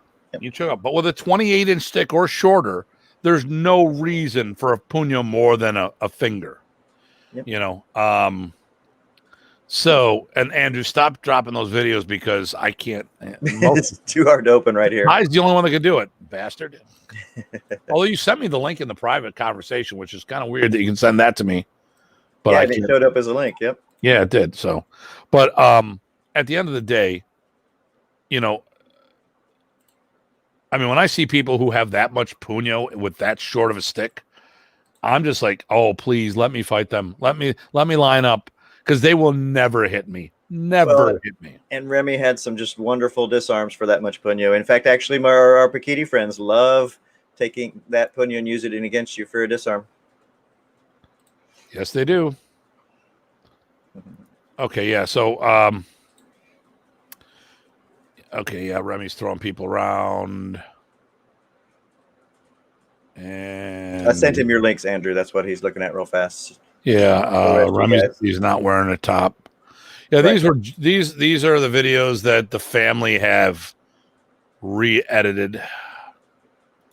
I did remind me before we get there was actually one other thing I wanted to bring up with forms, but it's slightly probably problematic too, but a totally different area. So we talk about evolution of the art all the time, but evolution means it's going to be in the spirit of things.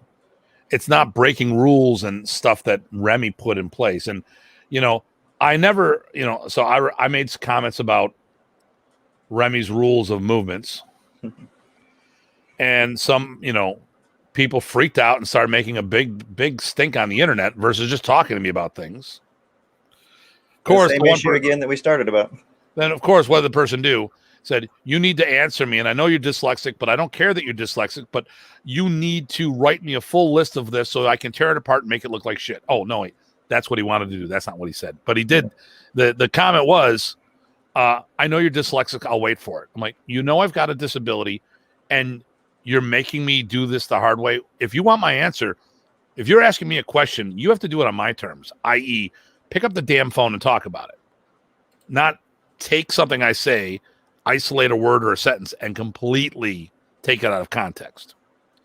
So Modernese has rules of movement. That's the phrase I like to use. It's not these tablets that I came down from the mountain. These 15, these 10 commandments. There we go. You bastard. Have they come out with version 3 of that yet? No. Okay. I'm thinking about buying one. We need to get Remarkable to endorse our show. There you go. I'll keep flashing it if they do. There you go. Hey, I don't want to hear about flashing. So I looked at the forms the way, I mean, like I said, if you did follow through swinging, you'll realize that if you step with the improper foot with a follow through strike, there's a very good chance you're going to hit yourself. Now, if you carry a sidearm for your job or self-defense, then you always carry the weapon in back, and you can't do that. Well, the other half, though, with the stepping the foot is the power, right? Your hips are twisting the wrong way if your wrong foot is in front for these motions. So what am I talking about? If you keep your right foot forward for every angle of attack, it'll be good for, if we do the 12 angles of attack, it'll be good for half of them. It won't be good for the second half. Mm-hmm. Now, it doesn't mean you can't generate, like when I'm sparring, I am doing a lot of things. Sparring is different because you're fighting another trained opponent. You're not doing free motion, right? Your motion is dynamic the whole way through. Right. But when I'm doing when I'm doing sparring, or when I'm doing follow through swings, especially with this could potentially be an edged weapon, I want to clear the path of the weapon to travel. And so when I look at the forms, I realized the forms have a problem with that. So in the WMA, we have changed our footwork a little. Now, when we talk about this, it's not about changing to be different, because, I don't need...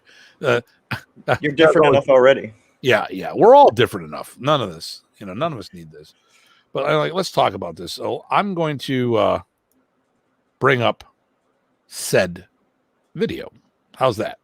Well, you've got, I think, several. One with you doing the old footwork and one with you doing the current footwork. Oh,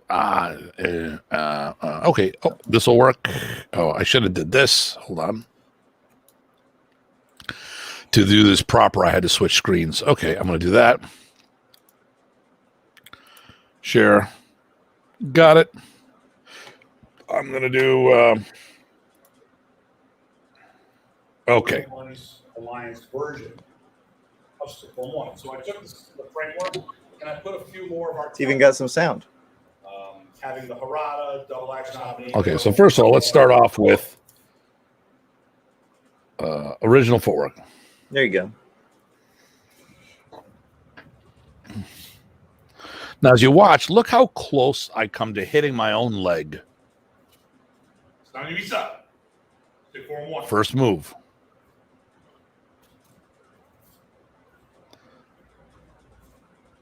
Now, if you notice, moving forward, the first two steps broke rules of movement that we talked about. But the rest were in line.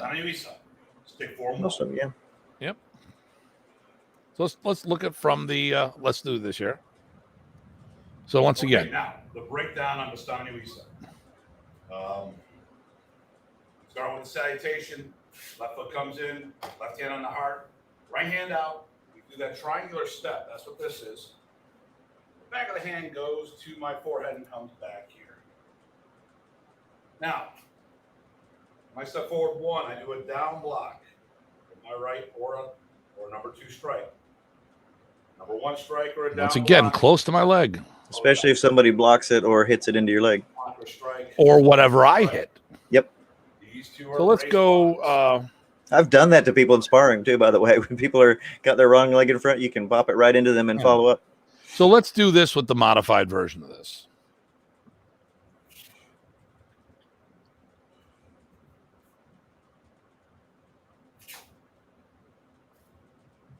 Bastani Uisa, stick 4-1, modified footwork.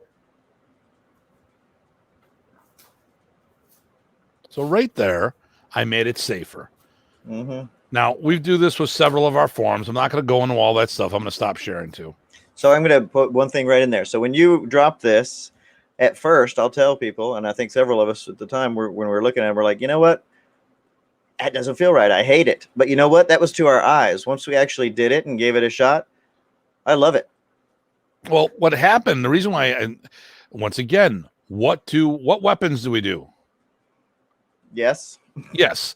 So when I started playing with long-range weapons, the katana, right, it changed the way I looked at it. I'm like, and it was driving me crazy. And I remember while Remy was alive, people would come up to me and say, why are we stepping this way? Because it goes against the 12 angle of attack footwork. I do remember that same question. And then I have people like Anderson and others ask me, well, wait a minute, Remy didn't do this. No, he did. You may not have been around for it.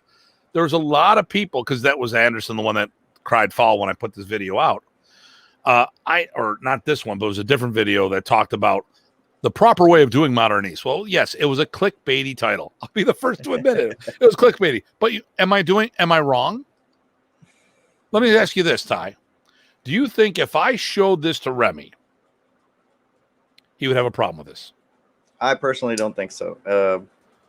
I personally don't think so. I think you nailed it early on. Is that the people took the literal literal meaning of the word rules, which is why I was talking about principles or demonstration or what he showed us. But the thought there, I think, is clear, and I think it's true because that's what we saw. And you and I both had got questions from people going, "Why are we stepping like this?" Because this is the only time we do that. The other thing too is, I was the forms instructor.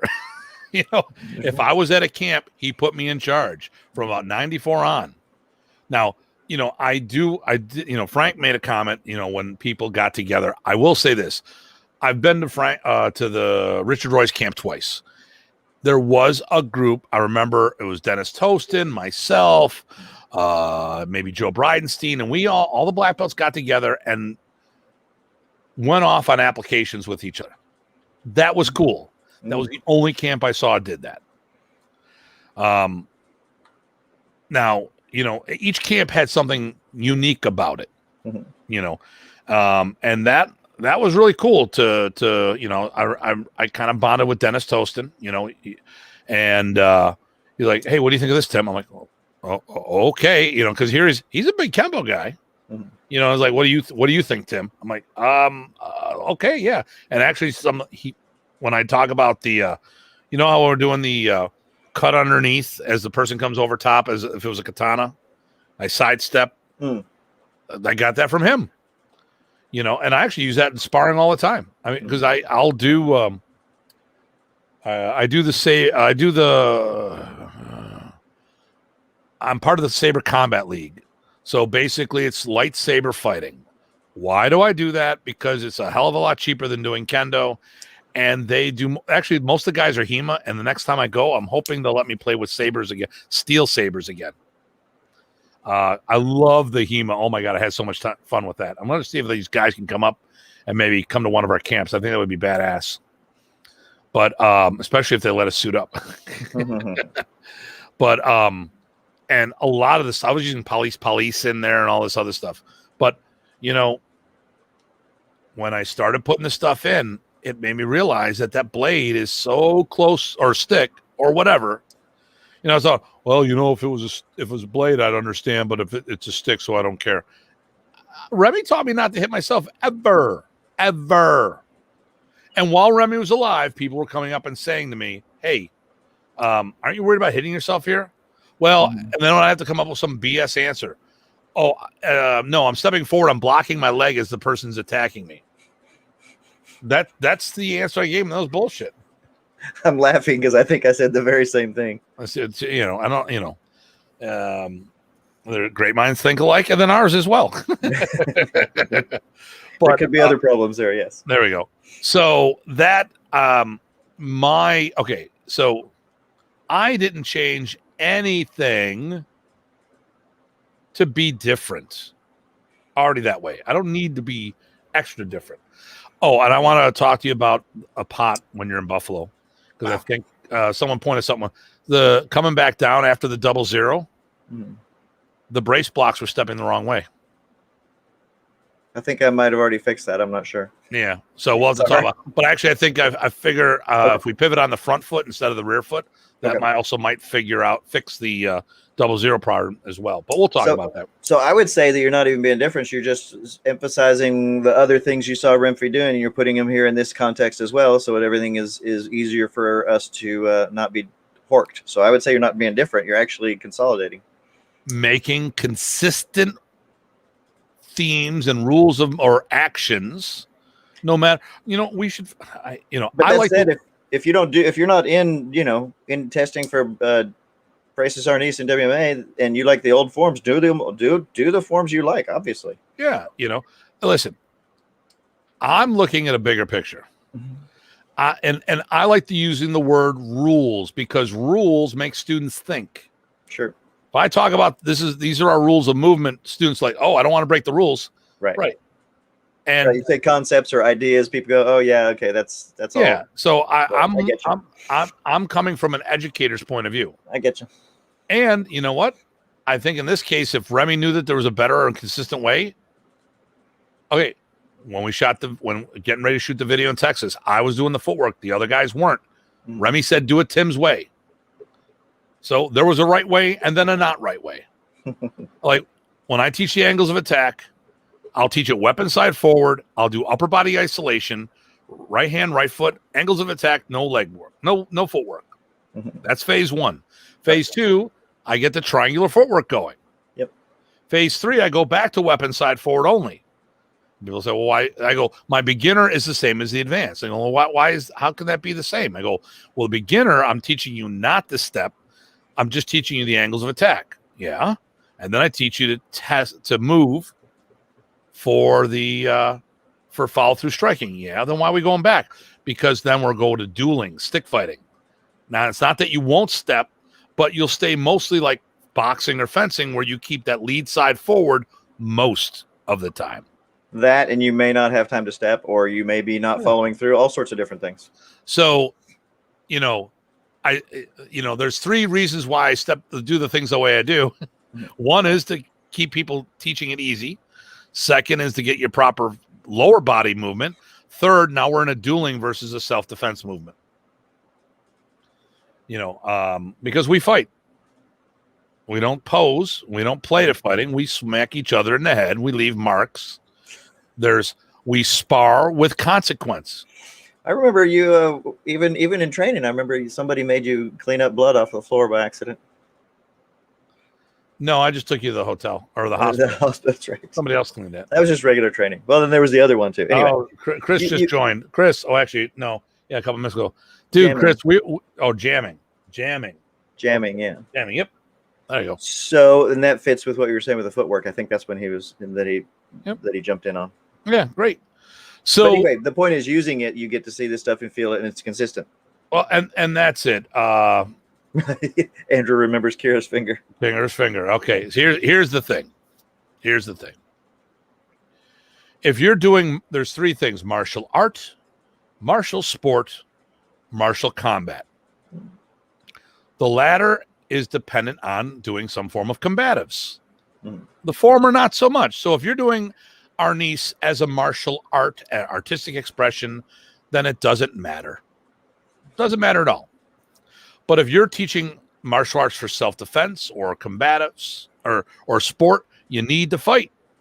Now you could do the form aspect of things, and you don't necessarily need to do that. But if you're talking the combat sports, not the demonstration aspect of sports, not a dance recital. If you're going to do that, then you need to spar. You need to understand why we do what we do. And you need to do things of consequence that if you don't do it right, you know what do grapplers do? They roll, and if they leave an opening, someone chokes them out or taps them out. Guess what? They learn not to keep those openings going. Unless you're rolling with my boy Jerry DeSano up in St. Catharines, which he just taps me out all the time. He's that damn good. But but at the end of the day, you gotta test what we do, and then by doing that, it makes you look at things different. And I tell you, if you swing a stick and hit somebody with it, and then do your forms, you look at your forms completely different. If you're concerned about real world applications. But if you want to do the art, it doesn't matter. Just like we talked about doing schools and all this other stuff. If you don't give a damn, it's just personal training, you like having a good time, and if the club's closed down tomorrow, then it doesn't matter. If you're worried about the next generation of students, then we got to think about that as well. So you had one more thing I think you wanted to talk about the forms before we wrap things up? Yeah, I mean, just ideas as so we're not a forms-driven art. So then the question could be, do we need them? Did the professor depend on them? And I'll let you chime in after. I'm going to go ahead and say what I think, because I'm just that rude. Bastard. I think that the professor looked for them for a lot of the reasons we already talked about it, but he looked for them for seeing your understanding, because he wasn't seeing us spar at seminars and camps. He wasn't seeing us fight.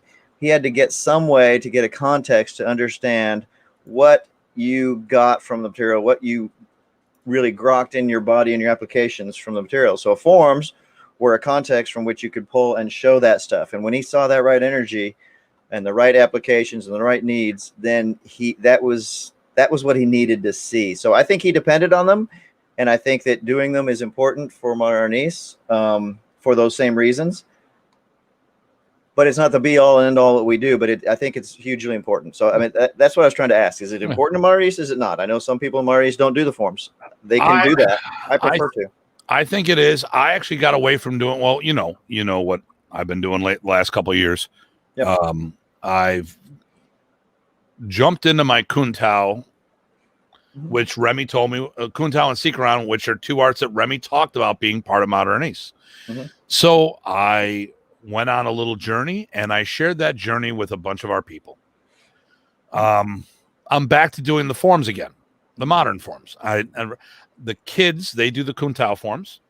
Currently, we have the first of the Kuntao forms at Yellow Belt in the adult program, but I think we're going to take that out. We're going to talk about post-black belt development if people want to get involved with Actually, the Kuntao forms are part of our post-black belt stuff. And there we go. I think including the forms helped many people see Modern Arnis as a more complete. And that's actually what I think Remy put them in there. I think, okay, why are the forms there? To legitimize the system. We talked about, Frank was in on the show last night. FMA discussion. We talked about professional schools. There was 3 different school owners. Okay. It didn't go the way I wanted to. There's a couple things I wanted to get involved, but talking about, but the conversation went in a different organic direction, and I didn't want to force things. All right. But a lot of Filipino martial arts are not complete. They are a specialty. Like, would you consider fencing a complete system of fighting? Probably not personally, but I'm sure somebody would disagree with me. But I think from what I'm thinking about on a complete system, probably not. What about kendo? No. Yeah, okay. So what about Balintawak? And I love my Balintawak. Well, could you use it for that? Yes, but is it teaching you that from the get-go? I don't think so, but that's me personally. So I won't go down the list of Filipino martial arts that I feel fall in this category. And I threw a system I do under the bus. Now let me talk about that. Balintawak. Okay, so Ty, tell me what. Okay, talking to a layman, because we were talking about this last night, and Dean couldn't get it because he's too martial arty. How would you explain what Balintawak is to someone who didn't train martial arts?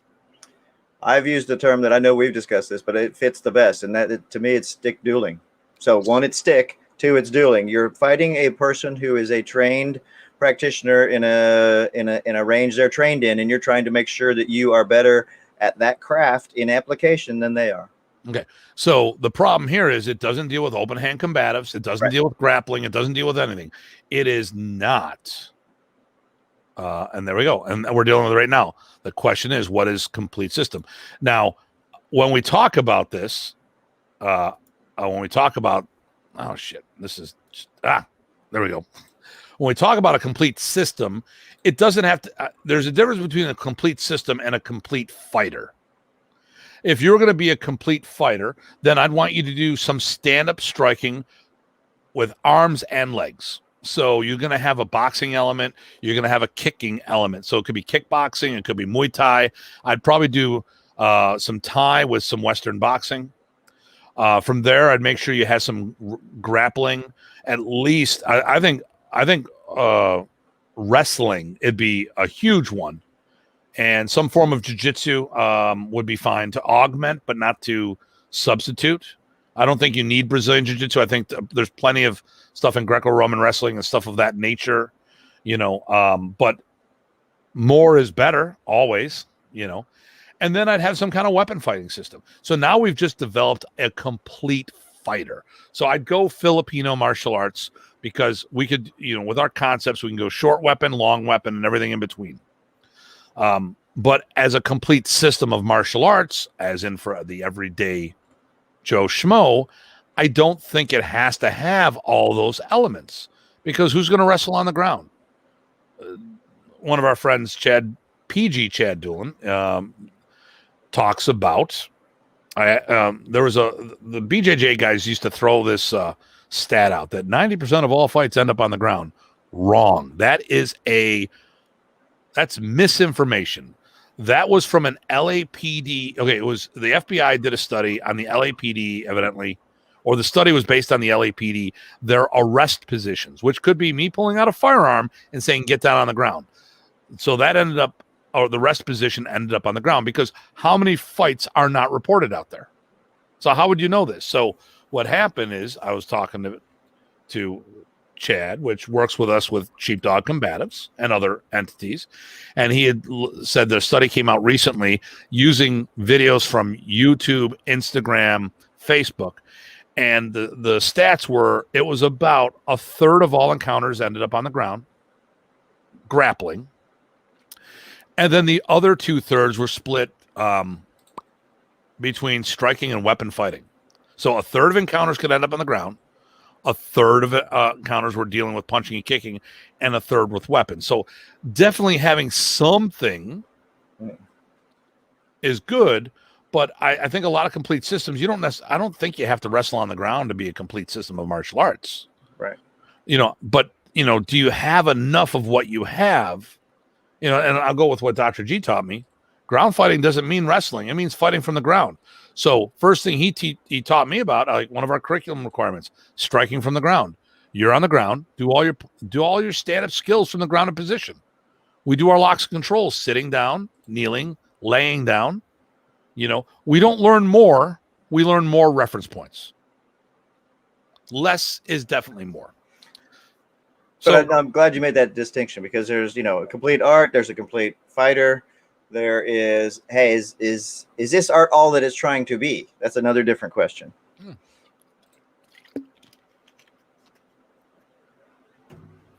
All right. And I don't know what started that, so I don't even know if I answered the initial question. Well, I think, because it's not a question, I think, of throwing an art under a bus. I mean, I love Blunt Walk as well. So it's also almost not even a right question, but from what I understood from your question and what you were trying to get at, that was my answer, and I stick by it. Okay. So, what do you think Modern Arnis' biggest problem is that affects everything that we're talking about? Besides, it's the people. The biggest problem. Oh, well. I think you already know my answer. One of the things I've noticed, I've got two biggest problems. One is in the old days, I couldn't run across a Modern Arnis person that ended up sparring. Oh, that wasn't where I was going with it. That's a huge one. And then the other one is people not taking it seriously. So that is the standaloneness, because and I would run across people, and you've done this too, right? You'd see people you hadn't seen for maybe the year, right? And they haven't done anything. And they would ask you, we got asked this. We were training, we were reviewing people on forums before, because the test was coming up, and we were just reviewing for ourselves when people asked to join us. And we were going along, and they asked us to slow down. They said, hey, is this all you guys do? And I'm like, well, thank you for the compliment, but no, I do this, and I do my Kung Fu. I do them both seriously, and I do them all the time. I remember it actually made me feel very proud of Remy that he did this. There was a DKI school in particular that guys I liked a lot, and the instructor they went to camp every year, and he came back and like, hey Tim, can you run the forums with me? Sure, no problem. We went through the forums. He goes, yeah, I'm testing next week or tomorrow. Like, really? Oh, hey, so how much training you been doing? Oh, I haven't picked up the 6 since last year's camp. I'm like, oh, okay. Let that one go by. Remy failed him, which made me so proud of him. He could have passed him. He could have promoted him. Remy failed him. Actually, Remy didn't fail him. He failed himself. Yeah, and he did by not even practicing. There you go. So the biggest problem, you named 2. Okay, Modern Arnis fights. It's in the damn book. Yep. You look at the pink book. There's a whole set of rules on fighting. So. I remember someone practically came. All they had to do is, if they said everything but saying that they're calling me a liar when I said that Remy and I were talking. I'm like, hey, Remy, I'm getting back into hosting tournaments, because I was hosting tournaments, stick fighting tournaments. And he goes, oh, Tim, we will, get the airlines to donate tickets to the Philippines, Philippines, yes, for the winners. And I was talking to Randy Shea about it at the one camp. I just kind of nonchalantly, he goes, well, Remy doesn't like tournaments. Well, I had this conversation with Remy, and I was younger. I mean, Remy died when I was 35, so I was still relatively young. And what I should have done is turn to him and saying, are you calling me a liar? Because I said, let's go talk to Remy right now. And that's just like I've never seen Remy do that. So here's the phrase that would drive me freaking crazy. I never saw Remy do that. Well, what are you saying? Are you saying that? Because I saw Remy. Okay, call bullshit on me on this one if you can. I saw Remy more than anyone else here in the States. I spent more time with him than any of the Americans training. Do you think that sounds right? I don't know that I would know of anybody that's done more. And there's a lot I wasn't around, so I can't say that that's absolutely true. But it doesn't sound out of the ballpark by a long shot, and it could well be true. I'm just talking about direct experience. So let's go over this: 30 camps. There you go. Okay, 30 camps. So an average camp is at least 30 that I can remember. There may have been more. 30 camps. An average camp was 25 hours of training. Yep. So 30 camps is 750 hours of training. That's just from camps, yeah. That's just from camps alone. Now, if you train twice a week, an hour each session, okay, do the math, everybody. How many years is that? That's 100. We'll say 100 hours a year. So that's, because we have to take some time off for holidays, like, I don't know, Christmas, Right. whatever, So 750. So But that's still 750 because I was adding up my camps the other day too. That 750 is not counting seminars, but the important point on that is those 750 hours. That's Remy-led trainings. Oh no, I'm sorry. That's wrong. Oh, what? Because Remy had me teach at a lot of the camps. Well, okay, Remy-led events. So now that tells you, well, I'm not only was I around Remy, I was around Remy enough to put me in charge of things going on. But we're saying Remy-led events, right? So he was in charge of the event, watching, including, interpreting, and making changes. Because I've done just 20 as well, and that's a chunk too. So that's 7.5 years of twice a week, right? Oh, as far as training now on top of that. So if I did, okay. Oh no, okay. So you're talking for 750 hours of camp time with Remy. Yes. So if you do 2 hours a week with them, okay, because most people average 2 classes a week. Yep. Right. So that's 100 hours a year. Taking 2 off for this. So that's 7.5 years from camp time alone of seeing Remy twice a week. Yep. Is my math right? Unless somebody's going to say the classes will be longer or whatever. But yeah, with that as the stipulation, the math is perfect. That's just camps. And that's just camps, right? So now the point is, every time I saw him, I learned something new. Yep. So I would never sit there and say, I never saw Remy do that. Or I would say, if I said I never saw Remy did that, my follow-up statement would be, can you show me? Right. Because I want to. If I saw Remy more than I know anyone else did. Okay, I left my instructor before he shut his club down, and Remy would stay here weeks at a time as well because there was a silent partner in that club. And let's okay. He also had a girlfriend here, so he visited Buffalo quite a bit. I had a lot of access to Remy. I hosted camp seminars myself, and I co-hosted 3 camps with him. Right. If every time I saw him, I learned something new, how much did I miss? Absolutely. So I would never question somebody now there's certain things, if it's completely left field, right? Like, well, Remy did a hop spinning back kick with this. I'm like, really? Or he grabbed an abanico out of the air at the end of the stick.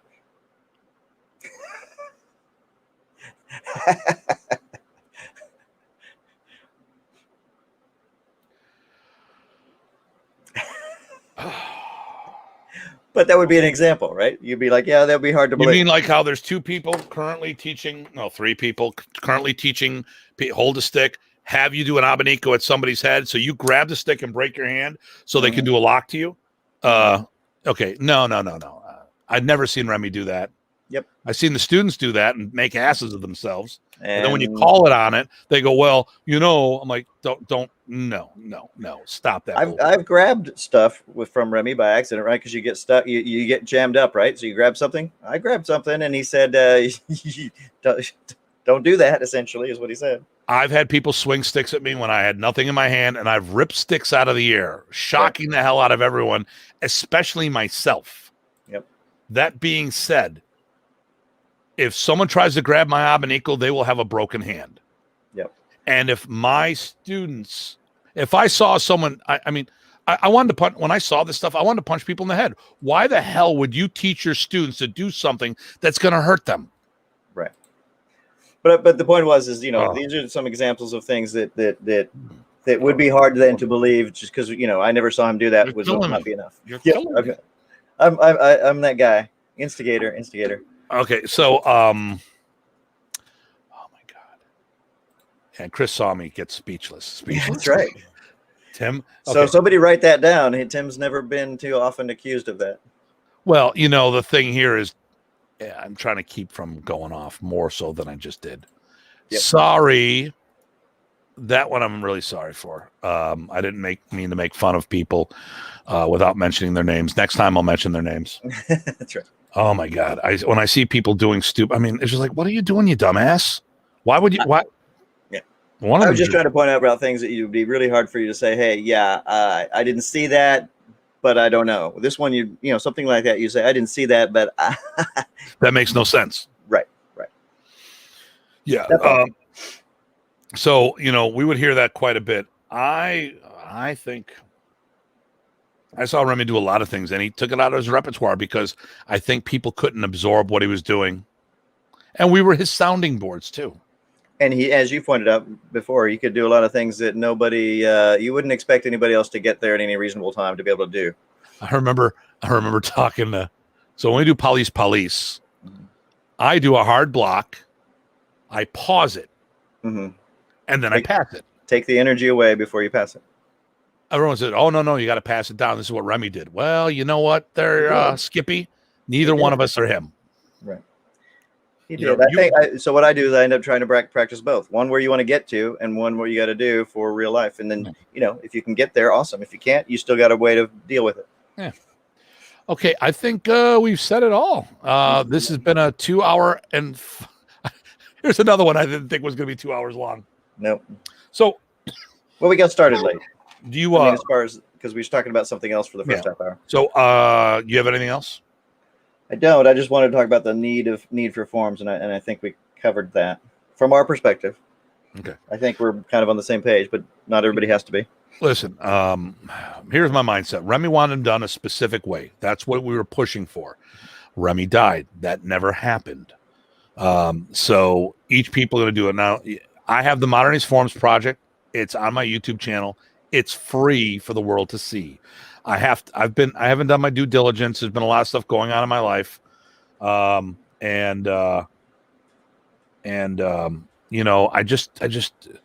going to get the rest of them done, but it's on YouTube so they don't disappear.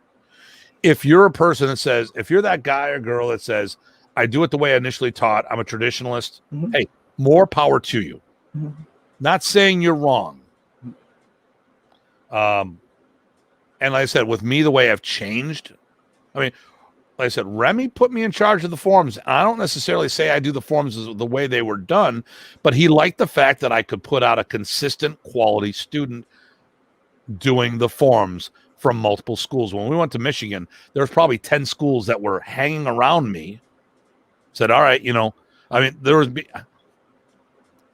a knock on my door at 1 a.m. Hey, can we go over that form? Sure.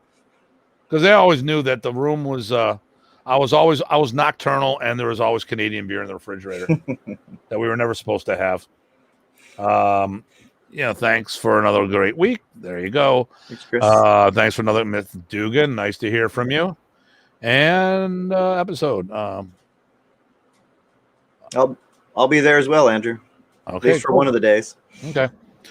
So once again, this weekend is the Remy Pracis Memorial Camp. This Saturday will be the 20th anniversary of his passing. Whether you're going to an event or not, whether you see us at ours or not, just say a little prayer. Just take a moment, reflect. For those who are overseas, we do have oh my goodness. Hey, we're going to get this. We do have a virtual option for the event. Thanks. Yeah. And wait for it. Here we go. Maui, baby. Look at that. Yes, there we go. Glenn. Hey, nice. I'm glad you enjoyed the conversation. I'm hoping to make it out there. Hey, where's Burton? He's not in Maui. He's in Waikiki. He's in Waikiki. Yeah. Okay. All right. Okay. Looking forward to, the weekend. Yep. So you guys, the Canadian are doing a viewing party up at PG Craig. So we will have a virtual attendees. If anyone else is interested, due to travel restrictions, reach out to me and I can hook you up with a virtual pass. Now, real quick, just as a reminder, we are going to have next week on the show.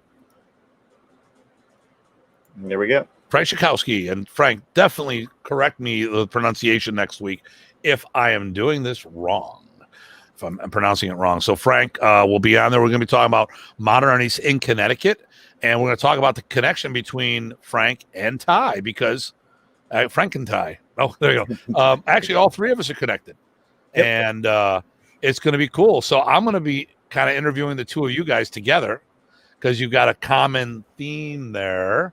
And I will be doing a feature interview on Ty in the future.